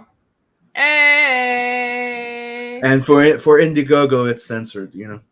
Well, yeah, everything has to be censored everywhere. Yeah. Oh, really? I thought that's just how you're gonna print it with your logo on it. No, but yeah, I have been joking since the Blood Hunt thing, because I've been doing that, putting my logo on it. That people were asking for pasties, and I was thinking about doing it eventually. So you know, you get the book and you get the sim pasty, and I'm like, you know, do whatever you want with it, and then maybe do a promo. You know, wear it proud, and I'll send you. Oh shit, someone's gonna totally steal this idea from me, but I just had a brilliant marketing idea. What if there was a way to do like a sticker book, but I know that Brian from Aerith managed to do this. He got like the backing behind the stickers to be an actual image. So when you take the sticker off, because he was doing like, it was the dwarf versus lion thing. And you had the one where you and you have the skull underneath. Exactly. Yeah, so that's also a cool campaign. Check that out. But what I'm thinking is, what if it's like a whole sticker book, but the back prints, the base of the sticker sheets are printed with like, you know, uncensored ladies, but the stickers are like the bikinis and the censors, and when you buy the sticker book, you can pull it off your. Oh my god, I'm so good at this! It's such a great idea. That's a great idea. Me, I was thinking. I'm talking to Brian. Hit me up. That's the thing I was thinking of Oh, yeah, doing with the wait. pasty, going like a promo thing, like giving a big reward to people that take pictures of them with their the pasties on their nipples. Yeah. And I'm thought that might have been going too far. It's great. No, it's a great idea. Phil, I'm not copying you. I'm doing a waifu book, not a swimsuit book. I would never copy you. Why would I do that? You I'm can't draw drawing your a- I'm waifus drawing in a pinup swimsuits. book. Yeah. Yeah, but it's not gonna be like swimsuits. Maybe there will be some, but the point is food. It'll be cute girls holding food. So that's what men want. It's boobs and food. That's all you need to keep them happy. Oh, I'm terrible. I think it's a fun idea. of course, I make it happen. Right? Anyway, too carried away. That's what? Lingerie and food. Yeah, here you go. Holy shit! That's copyright to me, everybody. I better get on this before somebody else steals that idea. Mhm. Anyhow, we're coming up with so many good ideas on this stream. I think it's the magic of your campaign and all this inventiveness. Really feeling it. We've come up with so many. We've leveled up in marketing. That's a nice drawing. Who's that by? That's Preston Acevedo. Preston. Oh, Yeah. it's Preston. That's so nice. Oh, I wish that was bigger. It's the rose variant cover for the Tales from the Natverse one that was for the Second Chance campaign, and the original is available on the campaign now. Oh, okay. Oh, so you're selling the original here? Yep. Is it still available? Yeah, I put it up yesterday. Sweet. Mhm. All Oh, right. man. Yeah, that's really. Oh, I wish I could see it more. I missed it on a Second Chance. A guy in Okay, his hold on. room, great name, says Scratch and Sniff. Yeah, it'll be a sticker book with Scratch and Sniff. Oh god. How's that? Okay, check my screen. Ariel hates me so much right now. Why am I here? Sorry. Okay, we'll move on. Ready? It's a good idea, though. Check my screen. Oh, I will. Let's see.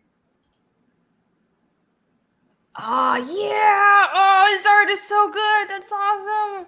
Oh, Yeah, it's cool. Mm-hmm. how much are you selling this for? I should buy it. I want it. It's on the campaign for $350. $350. That's nice. Yeah. It's freaking awesome. I love what he did with the flag there. He put Sim on it.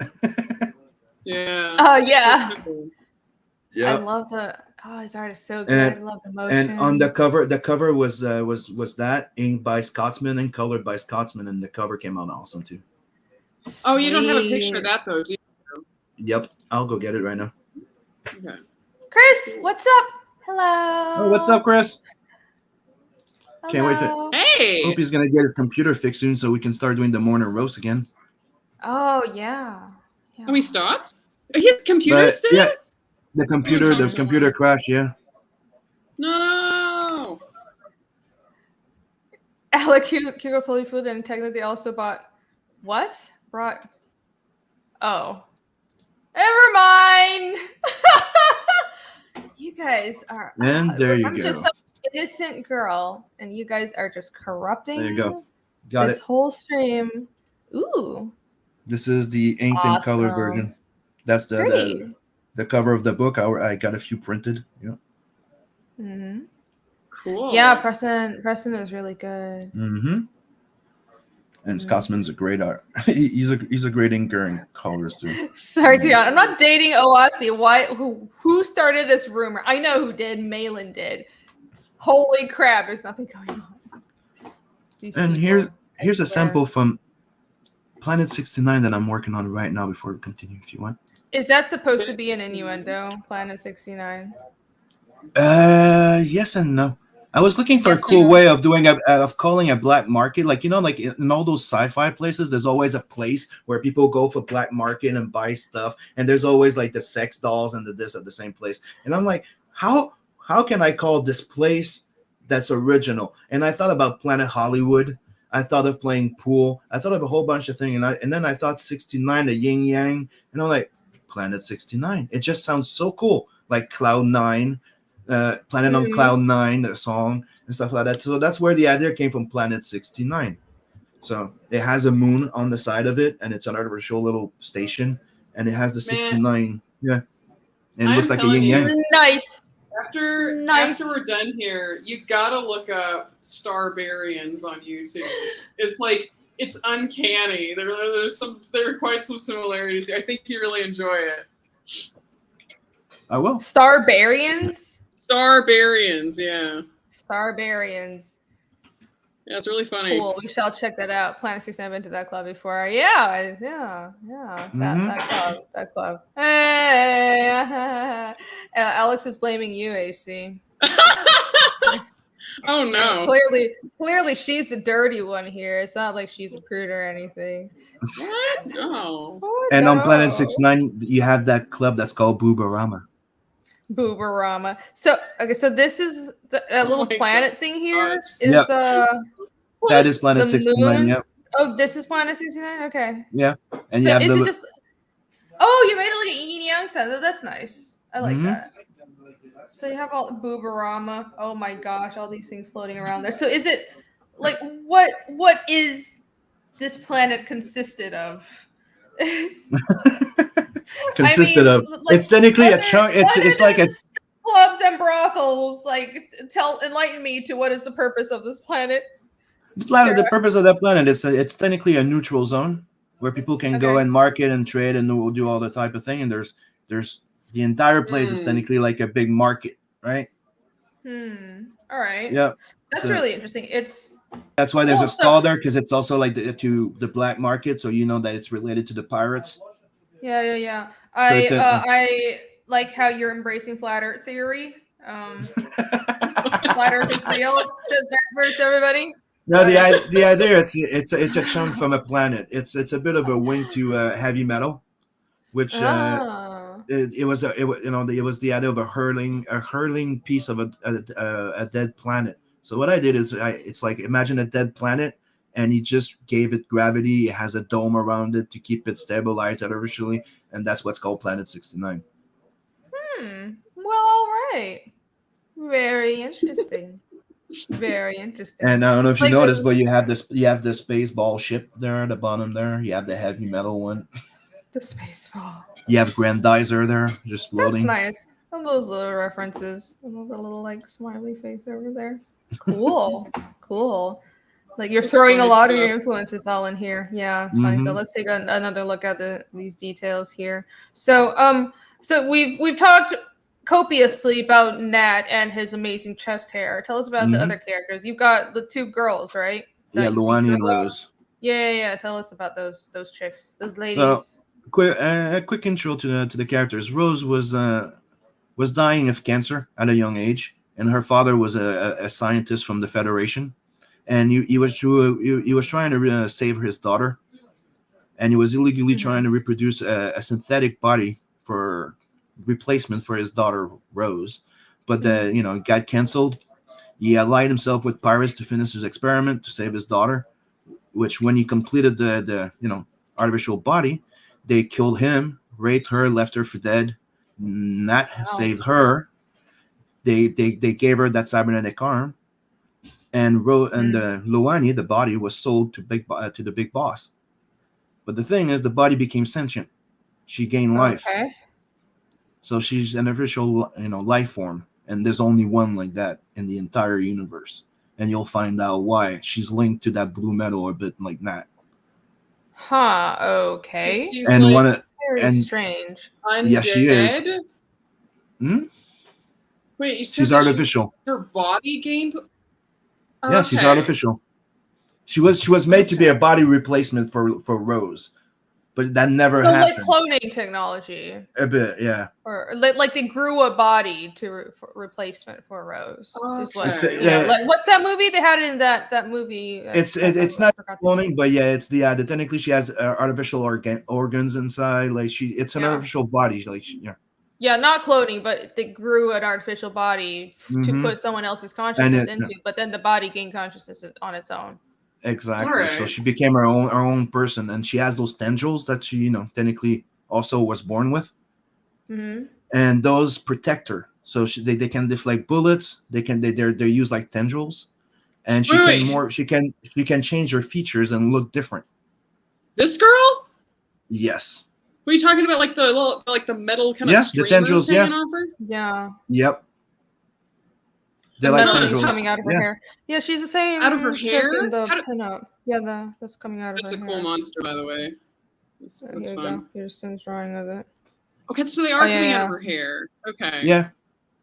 Like it's like tendrils. It's like it's part of her, and it's like, you know, like it would be a subconscious controlling them. Like it's reflex wise. Like she doesn't control them per se. Okay. That's Right. weird. And one of the other things that she does is that she has a nice bike. What? And the bike, she can transform it into what she wants. As you can see including- here, her bike. Yeah, the very nice bike, everybody. And the bike becomes a full body armor. All Oh, right. that's what she was wearing. Yep. Yeah, nice The bike can create, like, she can make weapons out of the bike, and she can make the bike an entire suit. And as you can see, the wheels become drones, and they can also become skates on their feet. That's pretty inventive. Yeah. So it's Yeah, like that's cool. it's a super Batmobile thing that becomes a Mhm. mobile suit. That's pretty cool. And Huh. she can do that. She can do different things with that bike. What kinds All of right. things? But she can morph the bike into different things, and like technically she can pull a piece out, and that piece becomes a cannon. Like the gun comes from the Oh. bike. Like the big gun you see there, it's the bike. Right. I like that. That's very inventive. It's like Transformers, but it becomes a Mhm. bodysuit, like a mecha suit. Yeah. I was about to say that bike has a very nice trunk. Like it can be in different level. Like you see the first level of armor where she has a Fastest full foot body down. armor, like slick like armor, and then you have the full Hmm. body armor where the bike comes full on. Okay.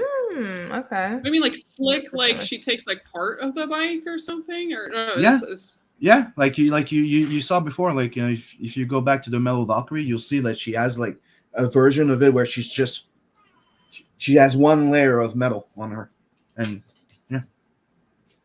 Cool. Nice bike. I'm trying to look for it, but Irene's like lingering on this image. Oh, okay. I that know. one, okay. I have no idea why. No idea. Just saying, giving the my split audience what cover. they want. Yeah, I see now. Well, okay. So Hmm. when she's got like half bike on her, what happens to the rest of the bike? the bike is still there, except it's not as big type of thing. Huh. Okay. It's just Still it's a mini bike? modular and it can Yeah, it's modular. kind Like of she can take transform into pieces. many Yeah, different things. like Yeah. like you see in the scene there, she's in like in the animated scene that I showed earlier. She's in the first. Mhm. She has the first layer of the suit on, and she's facing the big giant freaking Federation guys, and she calls the bike. Mm. The bike comes to her. She flips back on it. She goes up the building because it has anti-gravity wheels, and then transforms. Mm. Is this Awesome. is this Yeah, the that's girl really based on- inventive. I like that. Is this the girl Sorry. based on Revy from Black Lagoon that you want Irene to voice? Yes, she's gonna be Luwani. Yeah. And you know, Rose, she's like my Captain Harlock, but more badass than the chick. Like That's the pink-haired one. technically, it's if you mix. What's her name? What's the name of the Russian girl? Which In one? Black Lagoon, the Russian girl. The Russian girl? Laika? Oh yeah, yeah. Miss Laika. Yeah, and mix her with Harlock, and you get Rose. All right. Are you sure I wouldn't do better voicing And her? right now I'm doing a I'll do story. I'm working on a story just for Luwani and Rose called Daddy Issues. Daddy issues. Daddy. Yeah, you'll find out more about their dad, how them becoming sisters, and you find out how she got the Right. bike. Yeah, Yeah, because they're technically sisters. that's why it's am I called right? Daddy Issues. It's Yeah. it's like a play on word of all types, good and bad daddy issues. You know what I mean? Oh boy. Oh my god, Boy. chat. When she's got half the bike on, she rides a unicycle mode. But it's I know, that's a what I was cool thinking, right? unicycle. No, the whole totally thing is agree. modular. Yep. Oh, you guys use your imagination. Yeah, but she can use she can be in full body armor with the wheels under her feet and just skate her way to something. Ooh, Norin said he's hiring you for his voiceover. So there you go. Hmm. What? You got a voiceover job. Oh. I don't know. What's the role? I'm curious. What's What do what's you going think on? AC sounds What am I like? being hired for? I'm getting you work. He's hiring you. And- Take it. Okay. Money is good. And The scene that's there, you're seeing right there. That's the scene you're going to be playing in the first episode. Because that's a page. That's a page. Is the scene. This is a page that's animated. that's a page that's redrawn from the first story, trying to like make people link the stories. That's how I'm making. Like, I'm not telling you the chronological order of my stories. I'm letting you know by doing little hints, winks, or doing a page so you go, okay, that connects to Remember the Name. So you know that's the sequel to Remember the Name. So that page comes back because of it. So that's the scene you're gonna be playing on for the first episode. Very, very intuitive. Or you're not holding the hand of the reader. I like when stories don't do that. I actually kind of missed that explanation. So your page layout isn't chronological? No, the stories, like all the short stories, are not linear, like in Tales from the Natverse. Some happen before, after, and stuff like that.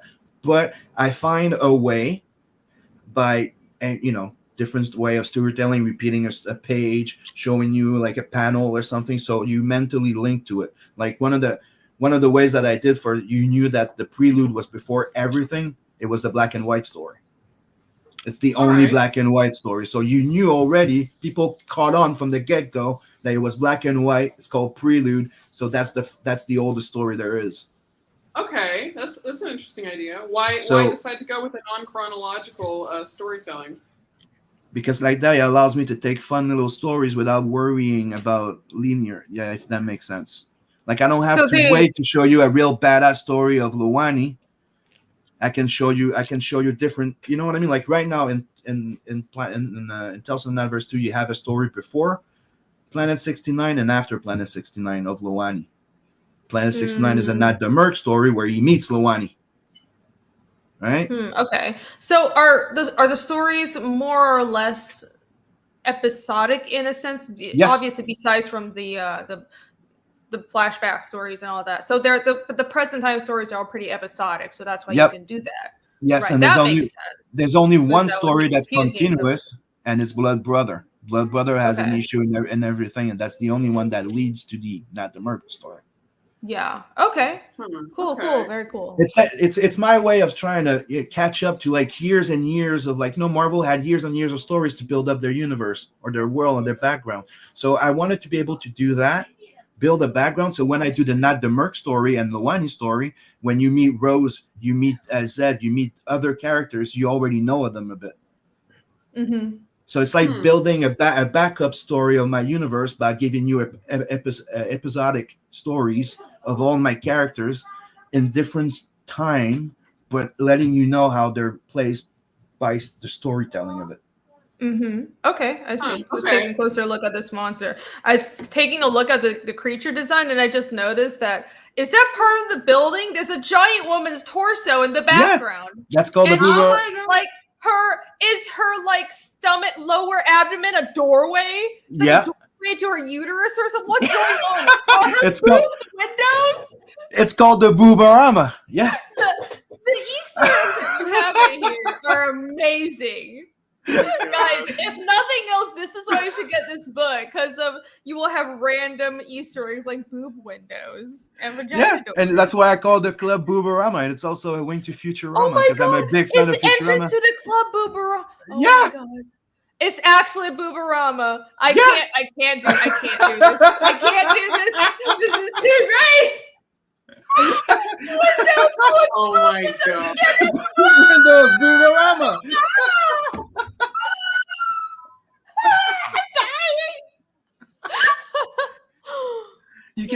I'm having a lot of fun with that stuff, and that's one of the things that a lot of people are picking up on it, is that I'm having fun, and I'm like, and I love it, and please support me so I can keep doing that all my life. True, yeah. It's very, and that's why I'm doing animation, and if you like it, just support my books or go check out my Patreon. I would really appreciate it. I'm working real freaking hard for this. I love it to bits. Yeah, we got a magical moment. Writing 69. You're writing, drawing, and coloring it, but then you also have like folks that you've done this. I got Beacon helping me with the colors on the stories. Like right now, if we unlock the new stories, he's taking over Planet 69 because I'm always coloring one story per book. and I have other colorists, part of the Inkslayer crew, that comes in and help. So right now, Beacon is the colorist on this one with me doing one story. Michael Beacon, the one that did the colors from the Metal Valkyrie, the sample that you have there. Those are the colors that he's doing. I have Scotsman doing he did the colors of the cover of Planet 69. They look awesome. And Inkspot is the one doing the colors for the painting with me on the cover. And he did the that nice little caricature of Nat that you saw earlier. That was also Inkspot. And that's a print you can get you get with the $69 up. As soon as you got the $69 tier, you get the print of Inkspot. You get the sexy print at $96. It includes the Bisley print also. And the secret tier I put in the chat, you get the 175 tier, which includes everything plus a sketch cover and a sketch on it for $150. So you're saving $25. We forgot to say that you have a secret tier just for the stream. Can you post it again? Because that was really early and we've had a lot of people come in. So Sim has a secret tier for this campaign that's just for this stream. When the stream ends, he's taking it down. So if you want to back it, you should back it now while we're live. And it's $25. It's $25 off this the $175 one. And like I said, it gives you all 3 covers. It gives you the sketch cover plus a sketch on it, plus all the prints, the Merc card. You know, technically gets you everything on the campaign except the big original art stuff. Nice. So it's full package for like how much? 27? Damn. Yeah, man, that's fucking steal. Holy shit. It's only for now. For like right now, it's 175, like on the campaign. But I put it for 150, so $25 off for you for the show. Right. Oh, okay. I thought you save a lot of money because it's worth like 200 and something. Like the tier I put it there for 175. But come on, you have like I misheard you for some reason. I thought you said all that stuff for $27. No, so for 150 you can get all these items, which is a discount from the normal price. No, I'm going to get it again. Fucking hit it. Oh, you have a heavy metal sketch cover too. You can do that. Yes, I bought 3. One's reserved for Chris's channel when he reaches 500 subs. We're giving away one. I have one from my 500 giveaway sub, right? And the last one I put it up for sale. Sweet. Cool. That's a cool thing to have on a campaign. Yeah, and like I said, we are 69 backers now. Woo! Ooh, thank you. Okay. I need to make a little like celebration video to play. I put it in a private chat, and I'm gonna go on the channel. Hold on a second. Okay, I can post it for you. Ekla Nemo said flashback stories are a bad idea. The main character can't die. I disagree. I like doing flashback stories, but I think it depends on what the goal of your flashback stories are. Because one of the favorite stories I've written for Fiendish is a flashback. That's the thing that's why I did this. I didn't want to keep doing flashback while I'm doing Not the Merc to go explain the background of a character. So I'm like, how do I deal with this? And that's why I did this instead. I thought you can create all the background that there's the universe. The universe is living. People are aware of everything in the universe. The pirates, the Federation, those other bad guys are in the background, and you can still keep surprises for them. Yeah. Well, just because the character can't die doesn't mean there can't be tension. And I can do stories there can still be. But I do stories with my bad guys too. That's the thing. Like I'm introducing to bad guys. Like there's a story in there where she's like Elrica. She's not like a good person. Yeah, I think it depends on the story. Like a lot of stories, it's just not the type of story where characters would die. But what's important is the character has a journey and reaches a conclusion through that story, and that's what's important. So flashbacks are fine. And it's one of the things I know how to do them. I love from that. Not as much in American comics as they did with in European and manga. But they treated their bad guys as very important characters, not just like there to be bad to the main hero, if that makes sense. Oh yeah. So that's why I like it's like the bad guy could be its own IP, not just a bad guy in the story. So that's how I'm treating everything. That's one of the things that a lot of people is like, you're doing 25,000 books at the same time because I'm doing multiple IPs in Tales from the Netverse. Yeah, you're a madman. Like in Tales from the Netverse 3, I like you're gonna have a story of Defcon, the big forearm guy. You have You have the dinosaur. I call them the Dino for Hire, the primals. So they're dinosaur people. So I'm introducing you to a whole bunch of characters. Hell yeah! Well, you're building a whole universe, so Yeah. you got to do it. Yeah, there's nothing wrong with flashbacks. Yeah, but if you talk about like you can't use it as a crux or a Yeah. crutch. Some people do that. Yeah. The thing is, like, if you talk about, like, you know, you're thinking, oh, well, it's a flashback, so the main character can't die. Well, honestly, like, you can't expect the main character to die in almost any issue, maybe except the last one, you know, because that would be the end of the story, right? In most cases. So it really just, like, you can still have stories with stakes and all that stuff. It's just that, and also, yeah, it's you know, the stakes are just usually different a lot of the time, but also, like, you know, the character could get maimed or something, or anything could happen depending on what's important to the story. But then there's also like the issue of tone and all that stuff. Like what's the tone of the story? And it's like, we're looking at Sim's book. Like, I feel like the tone of the story is, you know, he says it's episodic, you know, like you kind of get the sense like, I guess maybe I could see if Nat dies, I would expect him to be like immediately revived as like some kind of cyborg or something similar, you know? Like, yeah, there's a sci-fi story, so it also depends on the type of story you can tell. I think like characters dying aren't the only consequence you can give a storyline. Is what I think we're getting at. Maiming characters, that's something that's a physical trauma that definitely is a threat, but also like psychological growth and psychological trauma. Those all make great stories. It's like one of the premise that I don't hide, but the entire story starts from the ending of the death of one species over 1,000 years ago that the engineers have been trying to bring back by recompleting the DNA sequence, and that's how Nat was born.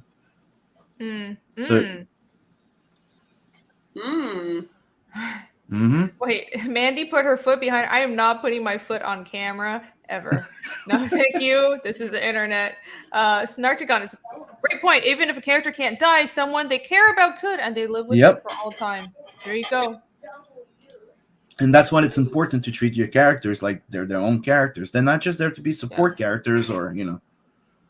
Yeah, that's true. Well, that's what good writing is, right? Like every character is not, well, to us, we're all the main characters of our own story. So in your book, every person you draw, even just walking down the street, to them, their story is they're the main character of their lives. So even though you're following this one person who might have a more, I don't know, like epic life or something, like put yourself in the shoes of every person they meet, even the villain, even an antagonist, even if just like the random blacksmith, like that helps you make their dialogue real, so they don't feel like they're just spouting off cookie cutter lines. You should think about every character. So very good point. Rick says just sign up for Fiendish too. Thank you. Everybody sign up. The sign up link is in the description. Thanks. Yeah. So excited. Don Chen is selling his comic collection this Saturday. All of it. He's selling I know he showed that he was selling a big like a chunk of it, like a part of it. That guy has so many comics. Yep. He's been in the industry for a long time. Yeah. Every auction I've been on with him, it's just comics, just like books and books. He just has so much stuff. He'll ship out like 50 comics, like a whole fucking giant crate of it. Yeah, and he's a great guy. Like he's like he is. I was on the show this morning. Like I was half asleep because I didn't sleep all night, but I was there. Oh, dude, he's great. He's so fun. He's so fun and joyful. Like he may be old. Positive. That's what I'm saying. He's like a kid still inside. Like.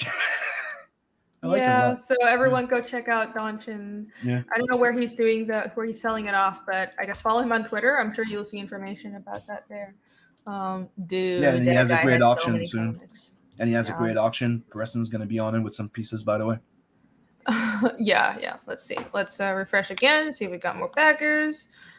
Thank you, people, for backing. Yeah, we got 2 backers. All right.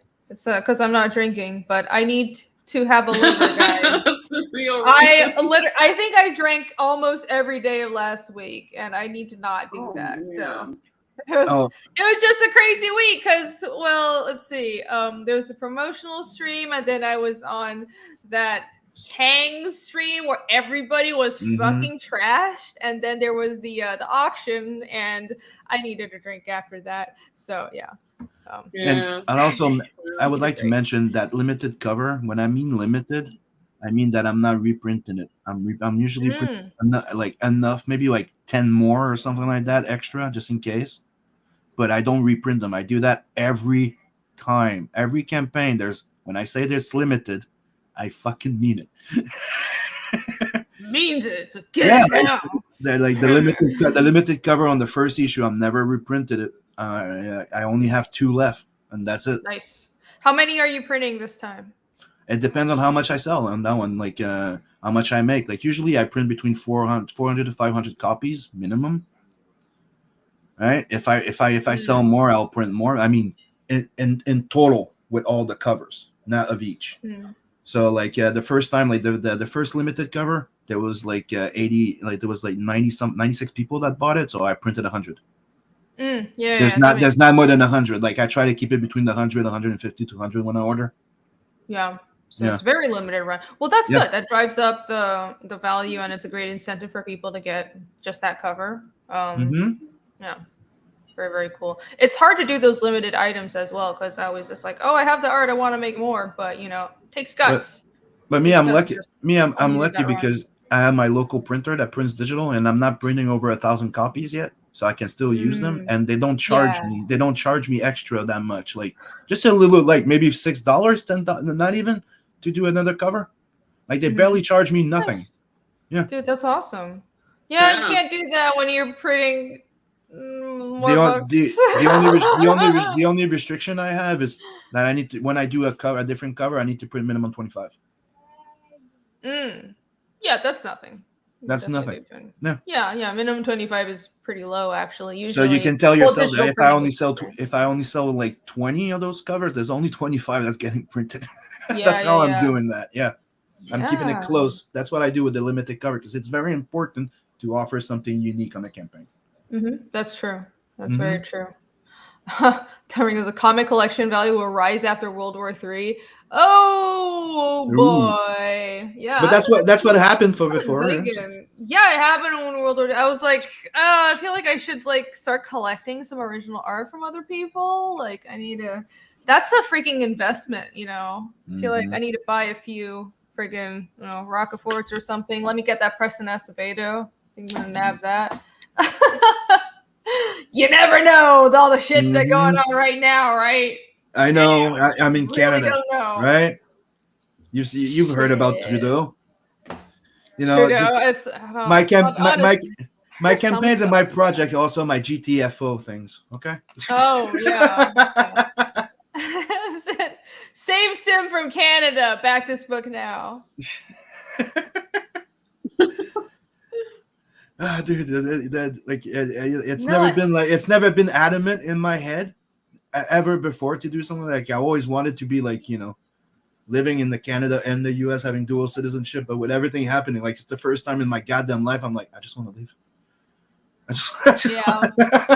Really? Is it that bad? But it was getting there. Yeah. I mean, I know people were protesting, and I don't know.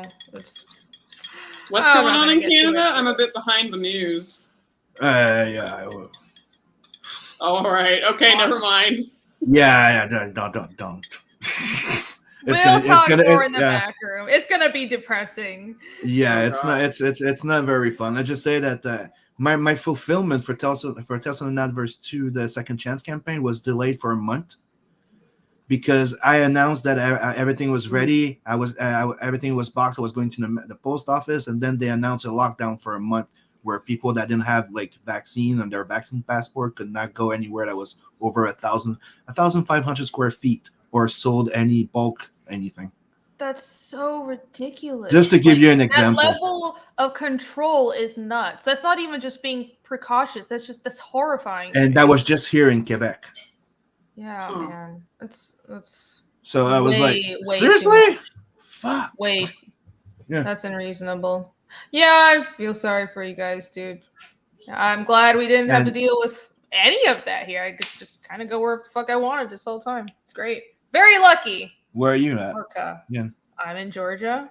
Yeah, it's not all America. There's some places that they have those. Yeah, yeah. It's if I was in New York, would have been locked in California. a cell as well, yeah. Some places, yeah.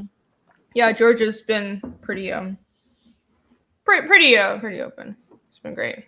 I mean, it's fine. I just want to work from home. I mean, my dream is to go in the state, buy a ranch now. Huh? My dream now is to go in the state, buy a ranch, and start my own big studio. Oh, you want to come here and start your studio? Yeah, you should. Mm-hmm. I've been talking to a couple people. I don't know if I should say who, but yeah, I've been telling people to move to Georgia. Like the thing with Georgia is, I think with like taxes and stuff, people really like Florida and Texas, but Georgia has really good real estate prices. It's one of the best, like around Atlanta. It's one of the few places with a major city, but also great real estate for now. So I'm like, come here, play with me. We'll build our World War III bunker together, friends. We all build next to each other and we take over the entire city. Yeah. One building at a time. I'm gonna just start digging a shaft in my yard. I'll just have like a bunker underneath. I'm pretty sure that's illegal, but Douglas says go on Ballers Friday. Huh. Yeah, if I get the link. I'm not a baller though. They wouldn't invite me. Yeah, I'm not there yet. Fiendish too, though. I don't know. You're past a thousand backers. I think you are. Yeah, I'm so undercharged though. But 1,000 backers is a lot. But like, yeah, I think the ballers is if you have to make like at least 100,000. So, or that's like the general idea. I don't know if there's like a strict number, but that's my impression. I don't consider myself are you sure they all made over 100,000 on that campaign? I don't know. I wasn't paying attention, but I feel like I don't know. I feel like generally, I think maybe chapter 2. I don't know if they want. I'm happy to go on any show. It's cool. I like hanging out with those guys, but we'll see. I don't know if I have the link. Snarticon is saying, Sim, all you have to do is circle down to the southern border and walk right in. They don't stop nobody there. Dude, I have Mark from Grave Robbers too. That's like, dude, if it turns to shit, I'm meeting you with a boat. Yeah, it's fine. We'll be your escape plan. We're delivering comics. Get out of our way. I need to get my comics to my customers. Tungsten EXE. What's up, Tungsten? What is that? SGD? Is that? Enlighten me. What is this currency? He's in Singapore. Singapore. That's what I thought, but I didn't want to sound ignorant. Okay, thank you. Yorini AC. Singapore great to see Sim. I don't know if you know Tungsten, but he's a great supporter. Good to see you. I don't think I've seen you around before. Yeah, I've seen you around before. I didn't know you were in Singapore. Cool. Where is everybody? But I think that's what is anybody in like a weird country?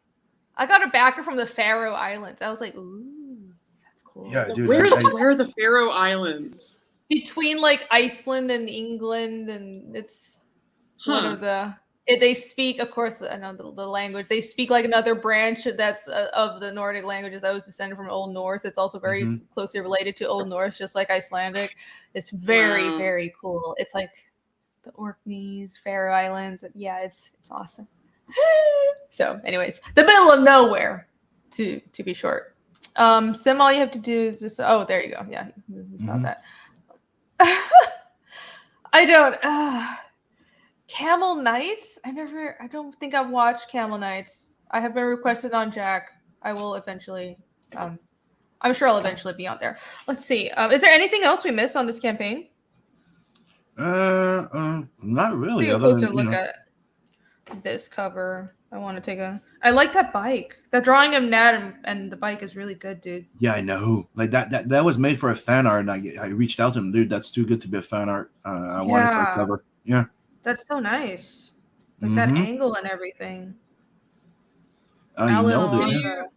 Yeah. Can you maybe give us a taste of like so there are like 4 or 5 you said short stories in this book. Like, can you give us like a premise about like 1 or 2 of them or something? Yeah, I can give you a little pitch for all of them technically. Until some of that verse 1, you have the first story, Remember the Name by Nat, where he's technically it's one of his first mission. You get to see him being hired. Like it's what you saw in the animation, in the intro when we started. That's Remember the Name. You have the second story that's more of a horror sci-fi story, which leads you to the origin of Nat when Bob finds him, without spoiling it.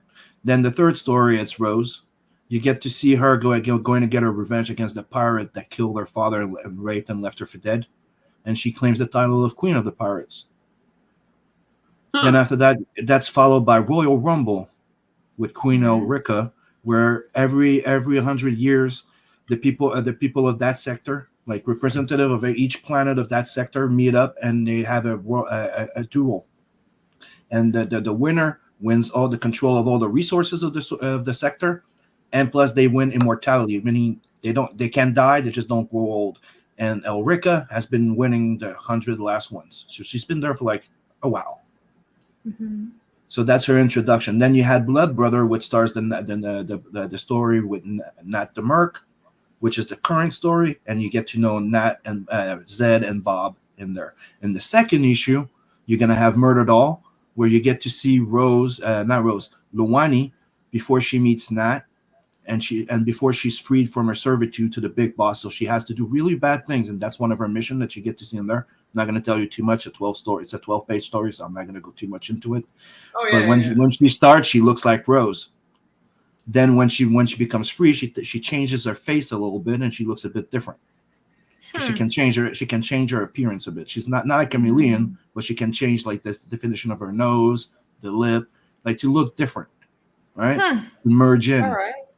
Yeah. She can do that.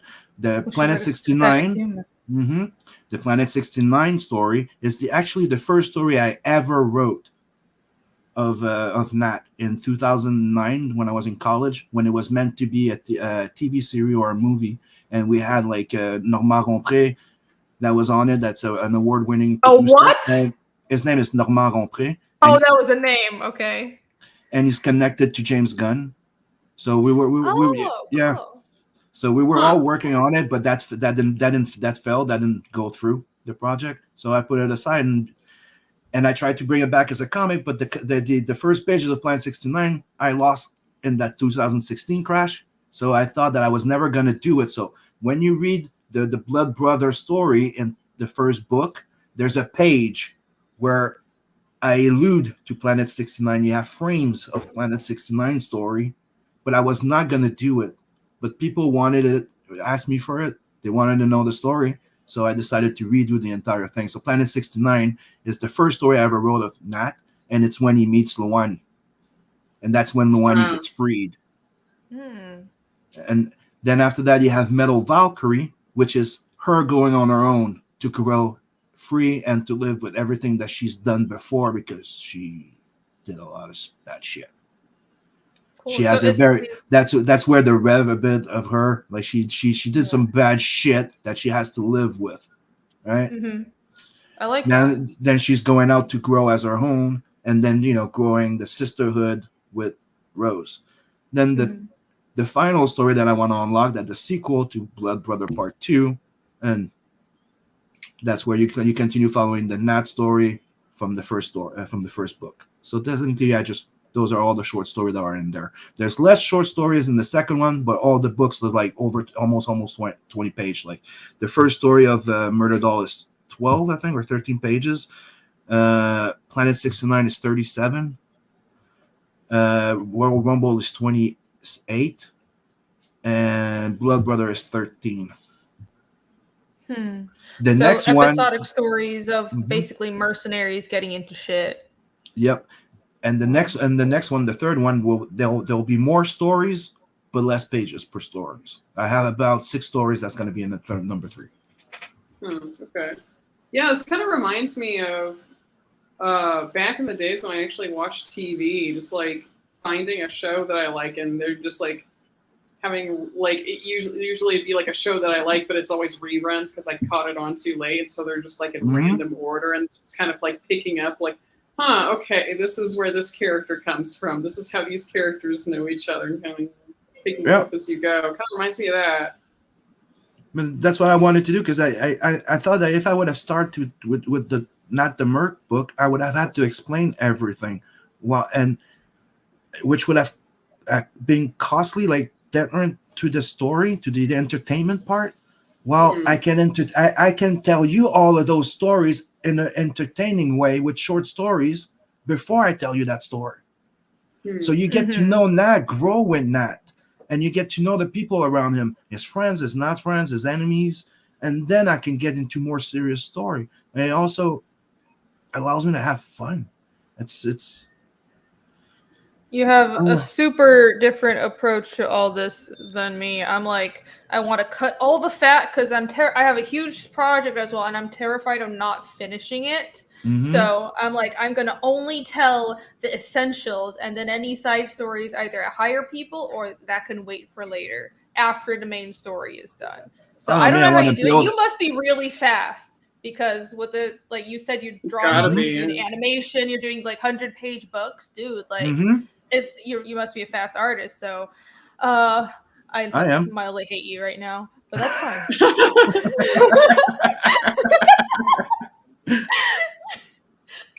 Just kidding. No, that's really impressive. You're doing so much. Somebody once asked me how long how long it takes for me to do a page. I'm like, it depends on the level of details, but I can do a page in a day, like I can do a page in 2-3 days, or if you give me a week, well, okay, that's pretty average, honestly. Yeah. But I can do drawings in like 30 minutes or an hour, like. Yeah, page is different though. Like a figure in an hour or so, page a day. Yeah. I also almost work all the time, so. Oh, okay. Yeah, that helps. That helps to not have a life. I still have to deal with the day job. I have a life. Don't say I don't have a life. I have like 4 kids. What the hell are you talking about? Oh yeah. Oh my gosh, how can you do all of this and have 4 kids? Oh my gosh, I don't know how you do it. Well, I assume you don't see the kids. You just make the money and someone else takes care of them. Right. Not really. I'm a single dad with my 2 boys. That's the only way I would ever have a family. Dad. Oh my gosh. How do you do that? But I live with my best friend that's like a brother to me. And we have his 2 girls. So and we have his 2 girls. That's why I say I have 4 kids. Like I raised them. They're mine. I think there is girls call me Mr. Mom, and I'm fucking proud of it. Well, so you have someone helping you is the point. Like, yeah. If you're a single dad, we have each other's back. He's in university. I'm doing my thing, and we have each other's back. Cool. We're also lucky that's a great story. Our kids are all like the youngest one is turning 13. The oldest one is 20. That's not that young either. They're not. They don't need that much attention anymore, so that makes sense. Yeah. Cool. Yeah, but it's really impressive you're doing so much.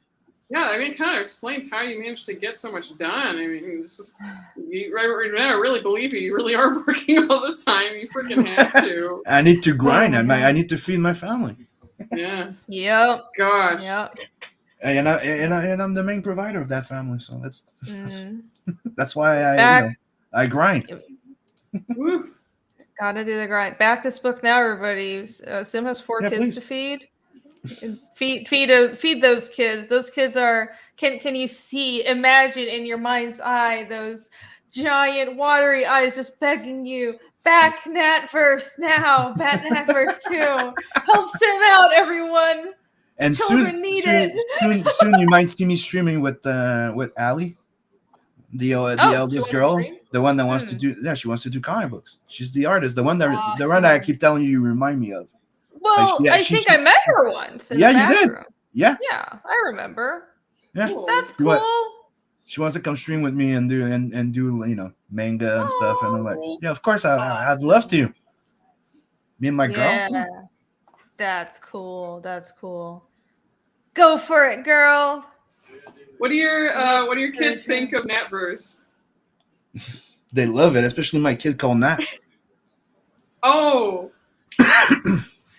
My younger boy is called Nathan, and I always call him Nat. Huh. Oh, okay. Is the character named after him? In a way, yeah. Is he a redhead? We're Auburn in my family, so we all have like red hair, brown. Then that turns brownish. Logan still have it. Like right now, like he's in the phase where his hair is brown, but his beard is red. Okay. All right. Oh, later, Dan Gosello. Thanks for coming by. So we're half gingers in my family because we're Auburn, and right, Auburn hair. Yeah. Interesting. But the idea for the ginger and that it was fire and ice. Oh, okay. Fire I and see. When you think about it, see. he's like, yeah. So that's why it's important that the metal on his arm is teal. It's teal, bluish teal, and then you have like azure water type of look. Yeah. And you have his hair that's fire. Mm-hmm. Yeah, there's that hot and cold going on in his design. And if you look, the entire design is like he's a hot rod. I'm just looking at those muscles. I'm like, those arm muscles are nice. Not me being thirsty. Like I struggle with drawing muscles all the time. So I think I'm gonna download this. Thank you, Alan. I need that reference. Cool. Thanks, buddy. So it's a great cover he did. It is. It looks really good. I love to see the ink work as well. I was trying to look at the colors and try to like remove it and see the inks. Here's the trading card, right? The Merc Club. Yeah, the Merc Club. Sweet. And 7.5K is your next stretch goal. So 2K. Yep. You got 2K to go. Yeah. And when we get the 100 backer, I'll unlock the fridge magnet. Nice. And you have 23 days left still. I just realized it's still you have a lot of time left. So awesome. Are you going into in demand after? Yeah, I'm gonna leave it in demand until the book is ready to go to print, then I close it. As soon as I order the prints, I close it because me and Beacon, we do bulk shipment for each other, between each other, because that's how I can charge you guys in the US $15 shipping for one book. Because I ship them in a box, Yeah, I love when people help each other out. Like Hockey is doing that for Australia as well. I haven't hit him up for that yet, but yeah, man, this international shipping shit, is ridiculous. But that is really nice. Yeah. And so far the only way around it is because we sign our books in our campaign, so otherwise we could print and ship. But the thing is, the best way of doing it is bulk shipment. You have a business account, you go open UPS, and then you have a discount. Yeah. Gotta do that. Yeah, right. I still use USPS for everything, which is great because within the US we have media mail. But I hear having a business account for USPS is great if you ship international a lot. So I might do that. It's all these little tricks that you learn. Oh, me, I had to learn it because in Blood Hunt, when it was time to fulfill, we went in full lockdown. The borders were closed for regular mail, remember? So I had to get innovative. So I'm like, how the hell do I get around the closed border? And I found out that business accounts, business mail was still regular and even faster. So so regular people can get their mail, but businesses could do Dude, that's really fair. When I ship my boxes to Beacon, it takes a day or two. Wow, that's really fast. Help some homeschool feed and clothe his 34 children and support That's right. That's right. You could children. You should have said 34 instead of 4. Yeah, but you could consider all my characters as my child. I love them to bits. Yeah, 69 so he actually children. does have 60. A little weird, but all right. If it gets backers, then whatever. I almost wouldn't be surprised at this tax point. Credit.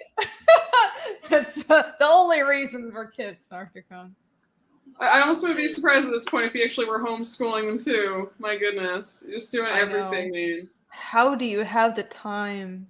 Well, he said he didn't sleep the other day, so I kind of just imagine you never sleep. I don't sleep that much. I bet you wouldn't.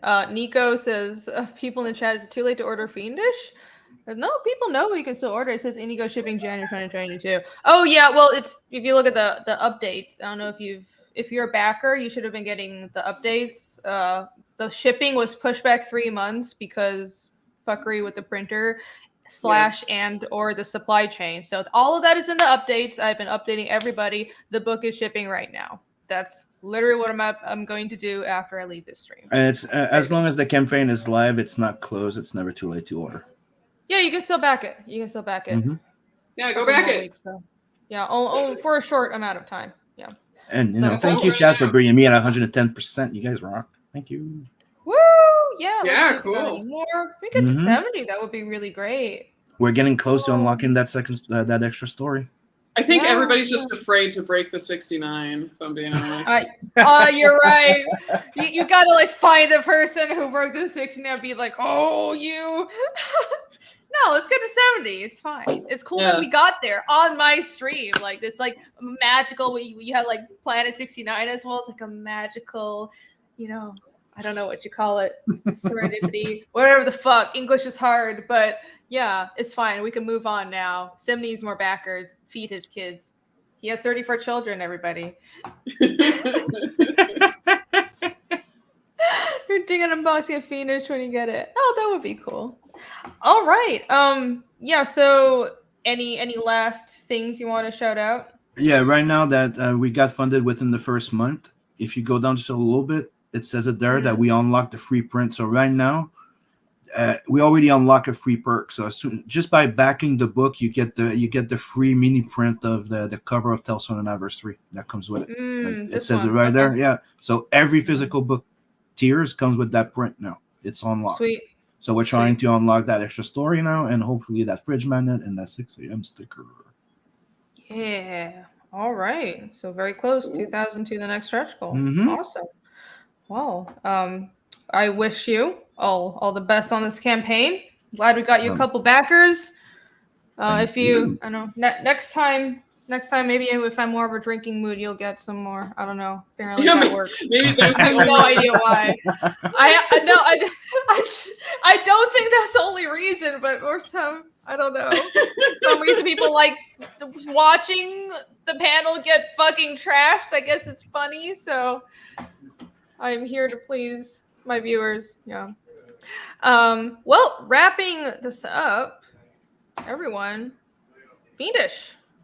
Chapter 2, sign-ups. Hey, finally do it.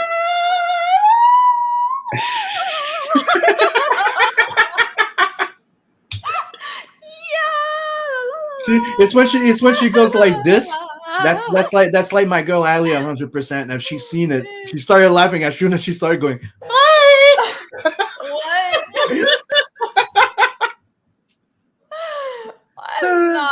I'm not silly or anything. You remember when you saw her the first time? You guys reacted the same way about like, hi. I was like, damn, told you. It's like you guys are spirit animal or something. I don't act like a 12-year-old child. What are you talking about? Not saying she does. I'm sure she's more mature than me. I'm an idiot. She's turning 16. Yeah, no. I act like an idiot is the conclusion of this conversation. So I updated a website for Fiendish. By the way, there's a website. The link is also in the description. I've got all kinds of like cool shit. I have both trailers up now. There's a preview. I'm keeping that up. That's from chapter 1. And I have like the world map and it's crazy not acting world like map. an You idiot. can It's been zoom joyful. in. It's contagious. Thank you for lying. it's adorable. It's not. I'm not. Okay. It's not. It's just it's somebody being joyful. It's freaking awesome. It's contagious. Joyful. Yeah. It's not being an idiot. Okay. You took it the entire. You took it the other. The entire other side. No, it's not. Tell me about this. So here's a world map. By the way, I have found someone that can print large canvas prints, and I'm going to have that as probably like the first or second stretch goal for the chapter 2 campaign. So very excited. You're going to be getting this as a canvas print, like a large canvas you can hang on the wall. Sweet. And I've been wanting that. People have been requesting that. So I think that's going to look really awesome. I'm looking forward to it. And I have like a bunch of world building stuff. I'm finally commissioning somebody to do art for all these sections, so these pages won't look like shit. But oh my gosh, Irene, does they look like shit? Of course they do. I need art on the page. It's all just a bunch of nerdy fucking text. Like, woo, here are all the gods. Like, who gives a fuck about that? I need art.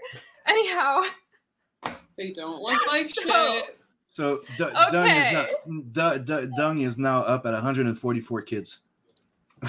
Oh, you have 100 back Natverse, so we can feed Sims 144 kids. Last chance, everybody. It keeps Yeah. going He's up and having up and more up. kids by the second. What's he gonna do, He guys? is. It's just he just had another math bad. I don't know, like 80 kids within that 2 minutes. Yeah. Brian, what's up? What's up, Hey, Brian? Hey, dude. Hello. Chopsticks are just practice after health. That's really random, but you are correct. Yeah. So you can sign up now. Let's go to the actual sign up page. There you go. There it is. You can, if you sign up now, what I'm going to do is everyone will get access to a secret tier, and that will be the only tier that has the Ragna trading card that's drawn by AC. And if you scroll all the way down to the bottom of the campaign, you have it here. So this is a trading card that's on the right side over here. This one that I'm circling right now, this is part of it. So there you go. It looks awesome. Nice and thick. It looks great. It's colored by me, so I'm sure everybody will love it. And the book is a third done. Well, the inks are 1/3 done. So I'm gonna launch it when I'm half done. That's my goal, because I don't want to keep people waiting too long. So the plan is in the summer, sometime in the summer, I should be launching this. So yeah, but if you would like to see some more interiors, you can watch the trailer. That's also here, and the link is also in the description, and I'm really proud of it. And this is just a prelim trailer. I'm going to have another awesome one coming by the end of the month, so you guys just stay tuned. Yay! So excited! Oh my gosh, you're finally moving forward! Oh, we've been waiting so long! Finally on to book 2, dude. Oh god! Yeah. I mean, book 1 got delayed so much that I was going crazy. Like AC knows, I've been just bitching in our chats. I want to launch book 2. I want to launch book 2, but the printer hasn't given me book 1 yet. Oh my god, they just didn't have paper. They didn't have paper for 3 months. But honestly, I think it was also a blessing in disguise, because what I did was I spent a lot of extra time working out the story. I basically, for like December, I was almost writing the entire month. So I think it was definitely a blessing in disguise in certain ways, because I needed to refine a lot of things with the story, and I spent extra time boarding out chapter 2. So I think the storytelling is a lot better, and I think the art's better. I think my work on this chapter, writing and art wise, is even better than chapter 1. I'm very excited for it. So yeah. Yeah, you've kind of Yeah, refined your art style a bit for the book. That's been cool to see. I just feel like it flows more. I think I found the art style for this book, and that's pretty common. When the first chapter, you're still finding your way, Yep. and there's no way to just start out knowing exactly what you're doing. No matter how well you plan, you need to actually draw the story, and then it starts. I don't know, like how else to put it. It starts speaking to you. Yeah, but you have to get used to the characters. How to draw it. The world needs to come alive in your head, and for that to happen, you can plan and write it as much as you want. The art side of it, like, you know, the face, the expression and stuff like that. You know, it's kind of like getting to know characters. It's the same thing. Like when I jump on like somebody else's IP, it takes me a while to do the first 2-3 pages, because I'm getting to know the characters in a way. It's kind of weird. It's weird, but once you drew them like a few times, you get to know them. You tweaked a few things, like, oh, there, no, the nose that way instead. No, I'd rather have his eyebrows more like this. Ah, there you go. Now I got him. Now I'm happy with my version of that character. Then, boom. Yeah. It's not just the art. I think maybe it's just because I'm pretty visual, but when I'm writing a story, I tend to be very plot driven, but I don't tend to be able to get into a character's heads until I start drawing them. And this is for like across the board. Like that's why I always draw as I write. Yeah, like D&D, the more I draw my characters, the more I sort of like am able to get into their heads. Like it's almost like I think in plot, but when I draw them, I can see them, and I see them in the world, and I understand what their actual personality is, and like their dialogue starts. It's like they start speaking to you. So that's just me, though. So yeah. No, it's not. It's not just. Oh well, as in for, because I know like obviously people like George R. R. Martin aren't like that. They're like they write. They can, I don't know. But George R. R. Martin visualize doesn't that. Yeah, but that's the thing. Yeah, so we're more of stories. We're storytellers. We're visual storytellers. We're visually driven. So it's like when I write, I storyboard at the same time. I can't just write. Like I write the plot. I know the plot. But then when I work the story, everything has to be a storyboard in a way. I have to draw them. Yeah. Yeah, and like I can write. This is also part of why I don't do a script. It's not that I don't want to, or I think it just doesn't work for me. I have an outline of the changing it. story, but but like I can write out the outline. I can write it into a script, but once I thumbnail it, it always changes because when you see it on the paper, when you see it on the page, and because how of the flows, pacing, I rearrange everything every time. So what's the point? Because of the paneling, the pacing. My thumbnails are my script. That's just what's the point? Like oh, gosh, you work differently. It's not about disagreeing. Look, you have a different process. It's been a known fact that there's two different types of people in the approach in comics mainly, or in storytelling visually. You have some people that are works differently. Some people like to work from need to have like the very defined description to actually produce, right? While me and Rennie were more of we like to wing it. We like to have the direction but we like the freedom of like improv. It's like improv drawing the book at the same time, but we have the guidelines. We know what we're doing. So we like to have that freedom of like, oh, well, I'm going to go that way a little bit more now than this, like that, instead of having a rigid script to follow through. Some people love it better. I don't. I work that way. Don't have to be rigid. Like you can write a script, but then like when you get to the page, like, no, I still need to tweak this and stuff like that, and you end up editing it in the moment. But you still have a script. We need to stop drawing to write a script. I don't even Okay, here's my problem. When I'm writing a script, we like to draw more than we write. I need to see the page in my head to figure out how many panels and what should be in the panel. So why don't I just fucking thumbnail it? Yeah, that's it. No, to me, I'm just like, I imagine like if I have an idea of just like how big I want certain panels to be, I'll be like, okay, if I want bigger panels, then fewer panels on this page, and then I plan for that, and I just like work with that. So then the time when I get to thumbnail stage, I'm like, okay, I plan for 3 panels on this page. They got to be really big, or something like that. So that's about it. That's how I do it. I just kind of feel that's how I approach.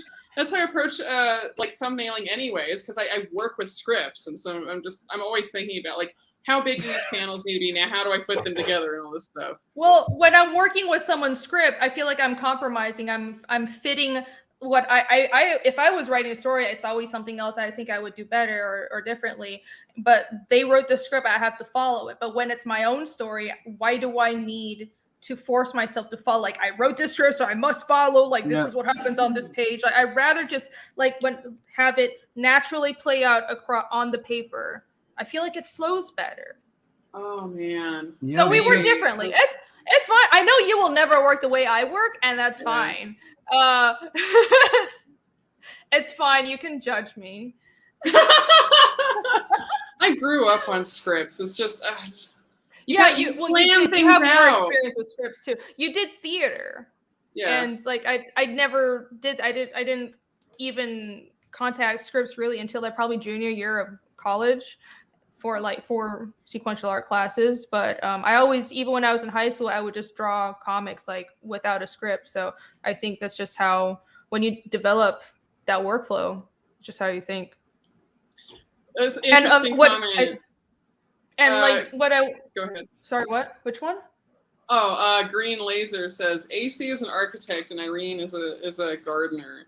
I'm not sure. Actually, no. No. I don't. That's not correct. We're both. I'm definitely an architect, but we're different types of architects. Yeah, but you know what he mean by that. It's one of the expression of the writer's thing. It's like the gardener is the one that's more like about the aesthetic of it, about how pretty it's gonna be. That's what his main worry. While the architect is more about the structure of it. That's the analogy between the architect and gardener, meaning gardener is aesthetic. It needs to look pretty. It looks to look good. It looks to be like inspiring. While the architect, it needs to be functioning. It needs to be straight. It needs to be working. No, that's not. And also, what that means. That might be that's why you always have to design. What the I architect thought it was, rarely designs the building. Gardeners, it's more about constraint, is my understanding, because when I first heard those terms, it's when people were criticizing Gur Martin for his lack of planning and constraint for his work. Because did you know Song of Ice and Fire was supposed to be 3 books, and look at it now. So it's not going in with as much of a plan, with a general premise, and kind of letting the story flow however you take it. However, like you feel right, you just let it grow. Yeah. So an architect is like you plan everything out and then you build shove it in there. Those you make sure it fits. Yeah. Right. So we're both architects. I very much like the way I do Fiendish. I have a constraint. I don't go off on useless side stories. I trim the fat a lot on my stories because I want to get to the point, and I don't have forever to draw this book. If I want to do side stories, I can do it later. But I think we have it's a gradient. Like, I'm not as strict of an architect as AC. I'm a little more, I think I do tend to be more comfortable trusting my instincts. Like, that's what you just said. The Green Laser just addressed it. Gardeners do not generally plan a story as much as they discover the story along the way. Yep. Yeah, I think that's what I'm telling you. I'm closer to being a gardener than AC, but that's it. I think I'm. But you're an organized gardener. I am very yeah. Like, you have no idea. I have like everything. I'm the most organized artist you'll ever meet. So it's just everybody's different, you know. And honestly, I think most artists are gardeners. Artists tend to be a little chaotic, not the stereotype, but it's true. Yeah. Dude, I love your chat, and it's fucking hilarious. It's you guys. What are you talking about? Be a gardener. Okay. Vinny is a 100 What is 100 Sardikan said before it goes, you can't spell nat. You said you can't spell NATO without nat. Then after that, it's like, dude, there's so many like child labor, family. It's hilarious. Oh, because you have 144 children. Yeah. I saw somebody said we need to buy you a city bus so you can transport your kids. Yeah. The other one was the base stations that we can take over the universe. Now you have Alex going, helps him. Banana Republic Child Army Supply. Check out Tales of the Natvers. Oh my gosh. Helps him develop proper modern military D&D servers, country 24 million children support Natvers. Holy shit, you guys. You guys are nuts. And that's why you keep hearing me giggling and laughing behind, like I'm leading the chat, and it's hilarious. Yeah, you guys are great. Brian said when you write a script, you write in full script style. Well, yeah, Brian, you're mainly a writer, but when you give it to the artists, you tell them to treat it Marvel style. Yeah, I like the two storytellers. That's nice. I always appreciate it when writers. Like Marvel style, as in the artist is free to change things in the script if they want. Yeah. Oh, so they have more control over the storytelling. They treat it like a plot, because the Marvel way, here's the plot, draw the page, and then rewrite the dialogues. Yeah, that was the Marvel style. Okay, that's what I wanted to point out earlier was the way I've learned to work is actually based on manga. It's not just like I learned how mangaka work before I learned how American comic artists work, so I'm just more comfortable with it. Mangaka they don't write a script. Like, that's wild. They don't do that. Their script is their thumbnail, and usually this is very interesting for mangaka. Even if there's a writer and an artist, it's more common. It's common for the writer to thumbnail, like draw the sketches. Like they don't draw, but you can just draw stick figures and then write the dialogue, and then the artist draws in like that. Draws in the actual like beautiful drawings and everything, but the writer is the one doing the thumbnails and doing like the base visual storytelling, and then all the cool angles and stuff is the artist adding it. So, and even if it's like one artist, my understanding is like if it's a writer artist in manga, my understanding is a script isn't a thing. They start with the thumbnails. So that's it's how AC, like her brain is breaking. She doesn't understand how people work like that. Mm-hmm. It's like jazz improv or something. Writer artist bouncing the ball back and forth. Yeah. It's like that. Final stage for me is rewriting dialogue because I'm drawing inspiration from what the artist did. Yeah, I think that happens for writer artists too. Like a lot of the time, like the dialogue, the actions and the flow of the story is never final until like I can write.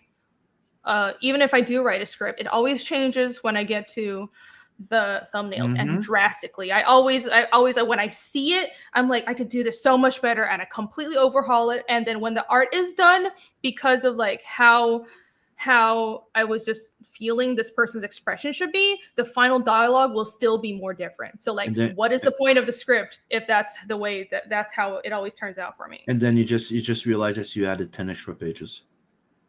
That too. Or 20. Yeah, right? Yeah. That's the downside. That's the downside of things. Yeah, the other way also works sometimes. Because sometimes you go there and you're like, nah, that doesn't work. Out. Yeah. You have to have some self-control, trim the fat. The way I view it is, even though the books I do right now are like 15 to 70 pages, I don't think there's much fat at all. It's very much like, I don't want to rush things too much, but I've also been working on pacing my storytelling faster, like going for like in between, like a little more European style, but not manga style storytellings are really slow, but it doesn't work for a detailed art style. So yeah, you have to figure out the best storytelling mode that fits you and your style. Bauhaus style is very technical. Yeah, I don't know why everybody thinks I'm like a fucking George R. R. Martin Gardner. I'm very technical. Sorry. Fucking. I think it's just because it helps him build a large artificial moon for his colony of 344 million children and support adverse. You guys! I don't know. I'm entertained as hell. That's why I keep laughing out loud. I'm sorry. I see a lot of talking, and I don't see no backing. So where this is all just talk, chat. Yeah. What's going on? I know. That's true. We're going to get to so many backers. Is this going to happen? Come on. Those children Come are on. starving. Let's unlock that. Let's unlock that extra story. Let's get there. That's right. Help Sim and the planet of popular children. Futurama reference. I love it. Oh my God. I fucking love Wait. it. I don't remember that. Oh no, I The feel popular is bad. when they eat those little No, I don't remember. Ride the walrus. Yeah, I'm a huge fan of Futurama. I love it. I love Futurama too, but I have pretty bad memory. It's when Leela finds those little balls in a planet that they eat, and it's freaking good until they realize they're alive and they're the kids of the Xur.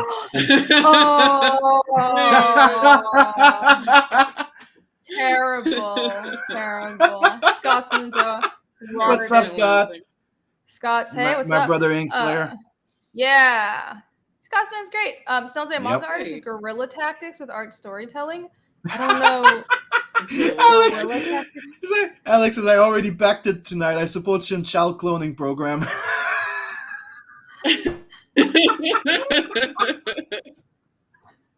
Well, I fucking love it. that's everybody back Natverse now because Sim needs to make more clones of his kids. Thank you for That- backing, and that's thank how you for all all this the plans. I animation is freaking getting love done. it. Yes. This is the only way all this work is getting done. Child labor. We're just kidding, by the way. YouTube, don't demonetize me. No, I'm doing it all by myself. I'm not doing any child labor. They help me pack the packages though sometimes. When it's time for fulfillment, they do help. That's nice. That's sweet though. Yeah, that makes sense. Fulfillment. You need help with fulfillment. Ooh, strong words from Maybe Human. George R. R. Martin is a fraud who sold out before he wrote a proper story. Oof. I would never compare myself to Tolkien, but I can only hope to one day reach even a fraction of his ability. And Hex said it. I mean, Omicron Persei 8. What? That's the race. Yeah. Xur is from Omicron Persei 8. That's where everybody was making a fun from Omicron. The because it's in Futurama. So that's what I'm saying. It's in Futurama. Omicron Persei 8. That's where Xur is from. He's the king of it. That's why you were seeing those memes. References. Yeah, that's why you were seeing those memes going around on Facebook and Twitter of Xur. Brian has some very nice words for you. Sim is OGCG. Bus is behind helping other creators, and his work is terrific. Yeah, it's a crime. This campaign ain't doing double digits yet. Come on. I mean, I think you mean like triple digits, or double digit meaning 5K or double at 10K. 10K or okay, yeah, 5 figures. 5 figures. You mean I was like, how do I was like quadruple digits, quintuple digits. I don't want. He's thinking in Ks. 1K, 2K, 3K, 4K. Yeah. No, yeah, you're. I mean, that's why, like, I don't know, Sim, you always have a place on my channel because one of the first Thank people you. who helped me promote my book is you and Chris and also Critical Blast. Aw. Like, you guys are the first people who had me on when I first launched Fiendish, so I won't forget that because I always remember these things and I appreciate it. Thank you. So I appreciate you too. thank you. Thanks for having me on. So back Netverse now, everybody, because Sim's awesome. And don't forget, Rennie's going to be the voice of Loani in the animated series. Yes, I will be angry robot girl. Do it just like that. That's what you want, right? Yes, very sexy. Nah, not that bad. She knows. She knows Rev. Very sexy. Rev doesn't sound like a man. Or it doesn't sound like a death metal singer. I'm going to kill you. There you go. That's what she'll sound like. You know. Oh, hi. Hi. Would you like some murder with your dinner? Okay, all right. It's 11. I need to get back to packing books, but thank you guys for joining me today. I'm glad we got a few backers. So disappointed we didn't get to 70, but that's fine. That's fine. We'll get there soon. Yeah, you will get there soon. People are just not, they don't want to let go of that 69. It's sacred. It's sacred and people refuse to let it go. But we need to go over that 69 if you want to help me and have more of Tales from the Natverse and more books done, and animation. Yeah. Yes, we do. Please let go of 69 because we need this campaign should have a much higher number. Bring it to 6,900 backers there instead. You go. There you go. That's And 6,900 backers. What you need to do is launch the chest hair shirts, and then you will be at 6,900. Or even more. You never know. I know, right? Yeah, launch the chest hair shirts and stencils. I'm gonna work on it. I'm gonna work on it. I'm gonna get the shirt up on my website pretty goddamn soon. I don't know how I can make it part of the campaign, but it's gonna be on my website. That's for sure. Sweet. Well, yeah. Follow Sim on Twitter, and then you'll be able to get your own chest hair T-shirt. I might put it. Holy number. I was thinking. I one of the first thing I wanted to do is because the shirt I wanted to have those long sleeve shirt. I tried, but I need to figure it out. But I wanted to have like one blue arm with the chest hair. Cool. You know what I mean? With the chest hair, yeah, that would be awesome. Yeah, do it. So follow Sim and Back Natverse and Fiendish Chapter 2. Sign up is now. I'm fulfilling Chapter 1. It might take a while, like a couple of weeks or 2 or 3 weeks. I'm expecting because I have a lot of books and I'm doing most of it myself. But I am working on it. I'm working on it. I literally bought a shopping cart and I'm going to wheel. It just came today. I'm going to wheel a shopping cart into the post office tomorrow. I'm thinking of filming. You bought a shopping cart? Yeah, well, it's not like a Walmart shop. It's like those like giant like those moving ones. But it's the biggest one I could find, and I'm gonna wheel the whole thing into the post office. I might film their reactions. They may or may not want to kill me, but you gotta it's at fine. least take photos of it. I will. I'll fill the whole thing up. It's ridiculous. This is a giant thing. It's the first time I went there, like. You figure it out after, and they do too as well. But I go there and I had a whole bunch of packages. Her face went, "Oh, it's okay." Like she looks at it like, "Okay, we'll do this." And then when she starts going through and she goes, all the different countries, she went, "Oh fuck." My post office people are really sweet, but like they've given me side eye and they've definitely been annoyed at me because I tend to come in at like 4:50 with a bunch of fucking books because I have a fucking day job and so they're like, you need to come in earlier because I always come in with like 40 books or some shit. So it's fine. No, I prepaid for the labels this time, so I just need to drop it off. But I think it'll still freak them out. It'll be really hilarious. All right. If they're prepaid, can't you just drop them in the mailbox close to your place or something? they won't fit in a mailbox. I need to take But it to a post office. don't you have those big like red? I don't know. Because I I know don't- somebody that does that. Like as soon somebody backs his book, he throws it in the mailbox and.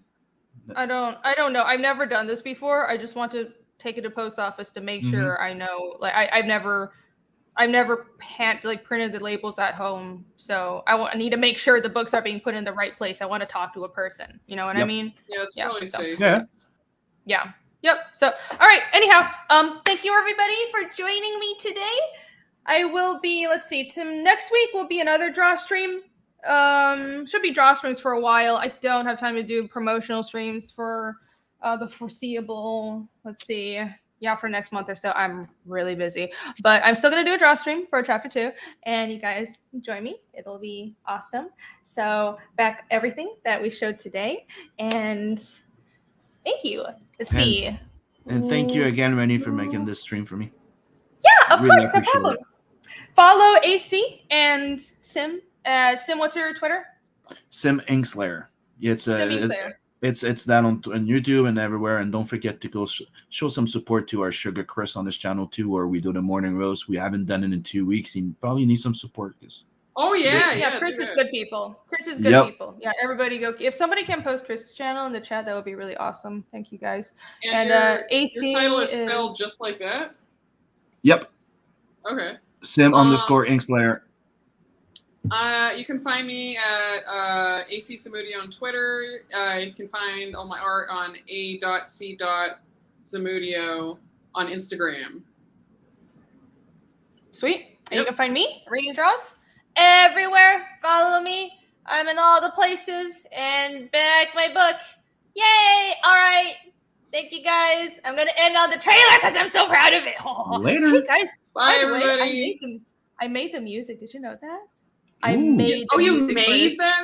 I Oh, you used made that this- program for it. I was like, why is Yeah, that music it's fit so sample well? bashing, but this music is mine. So check that out. So proud of it. I made it. Yeah.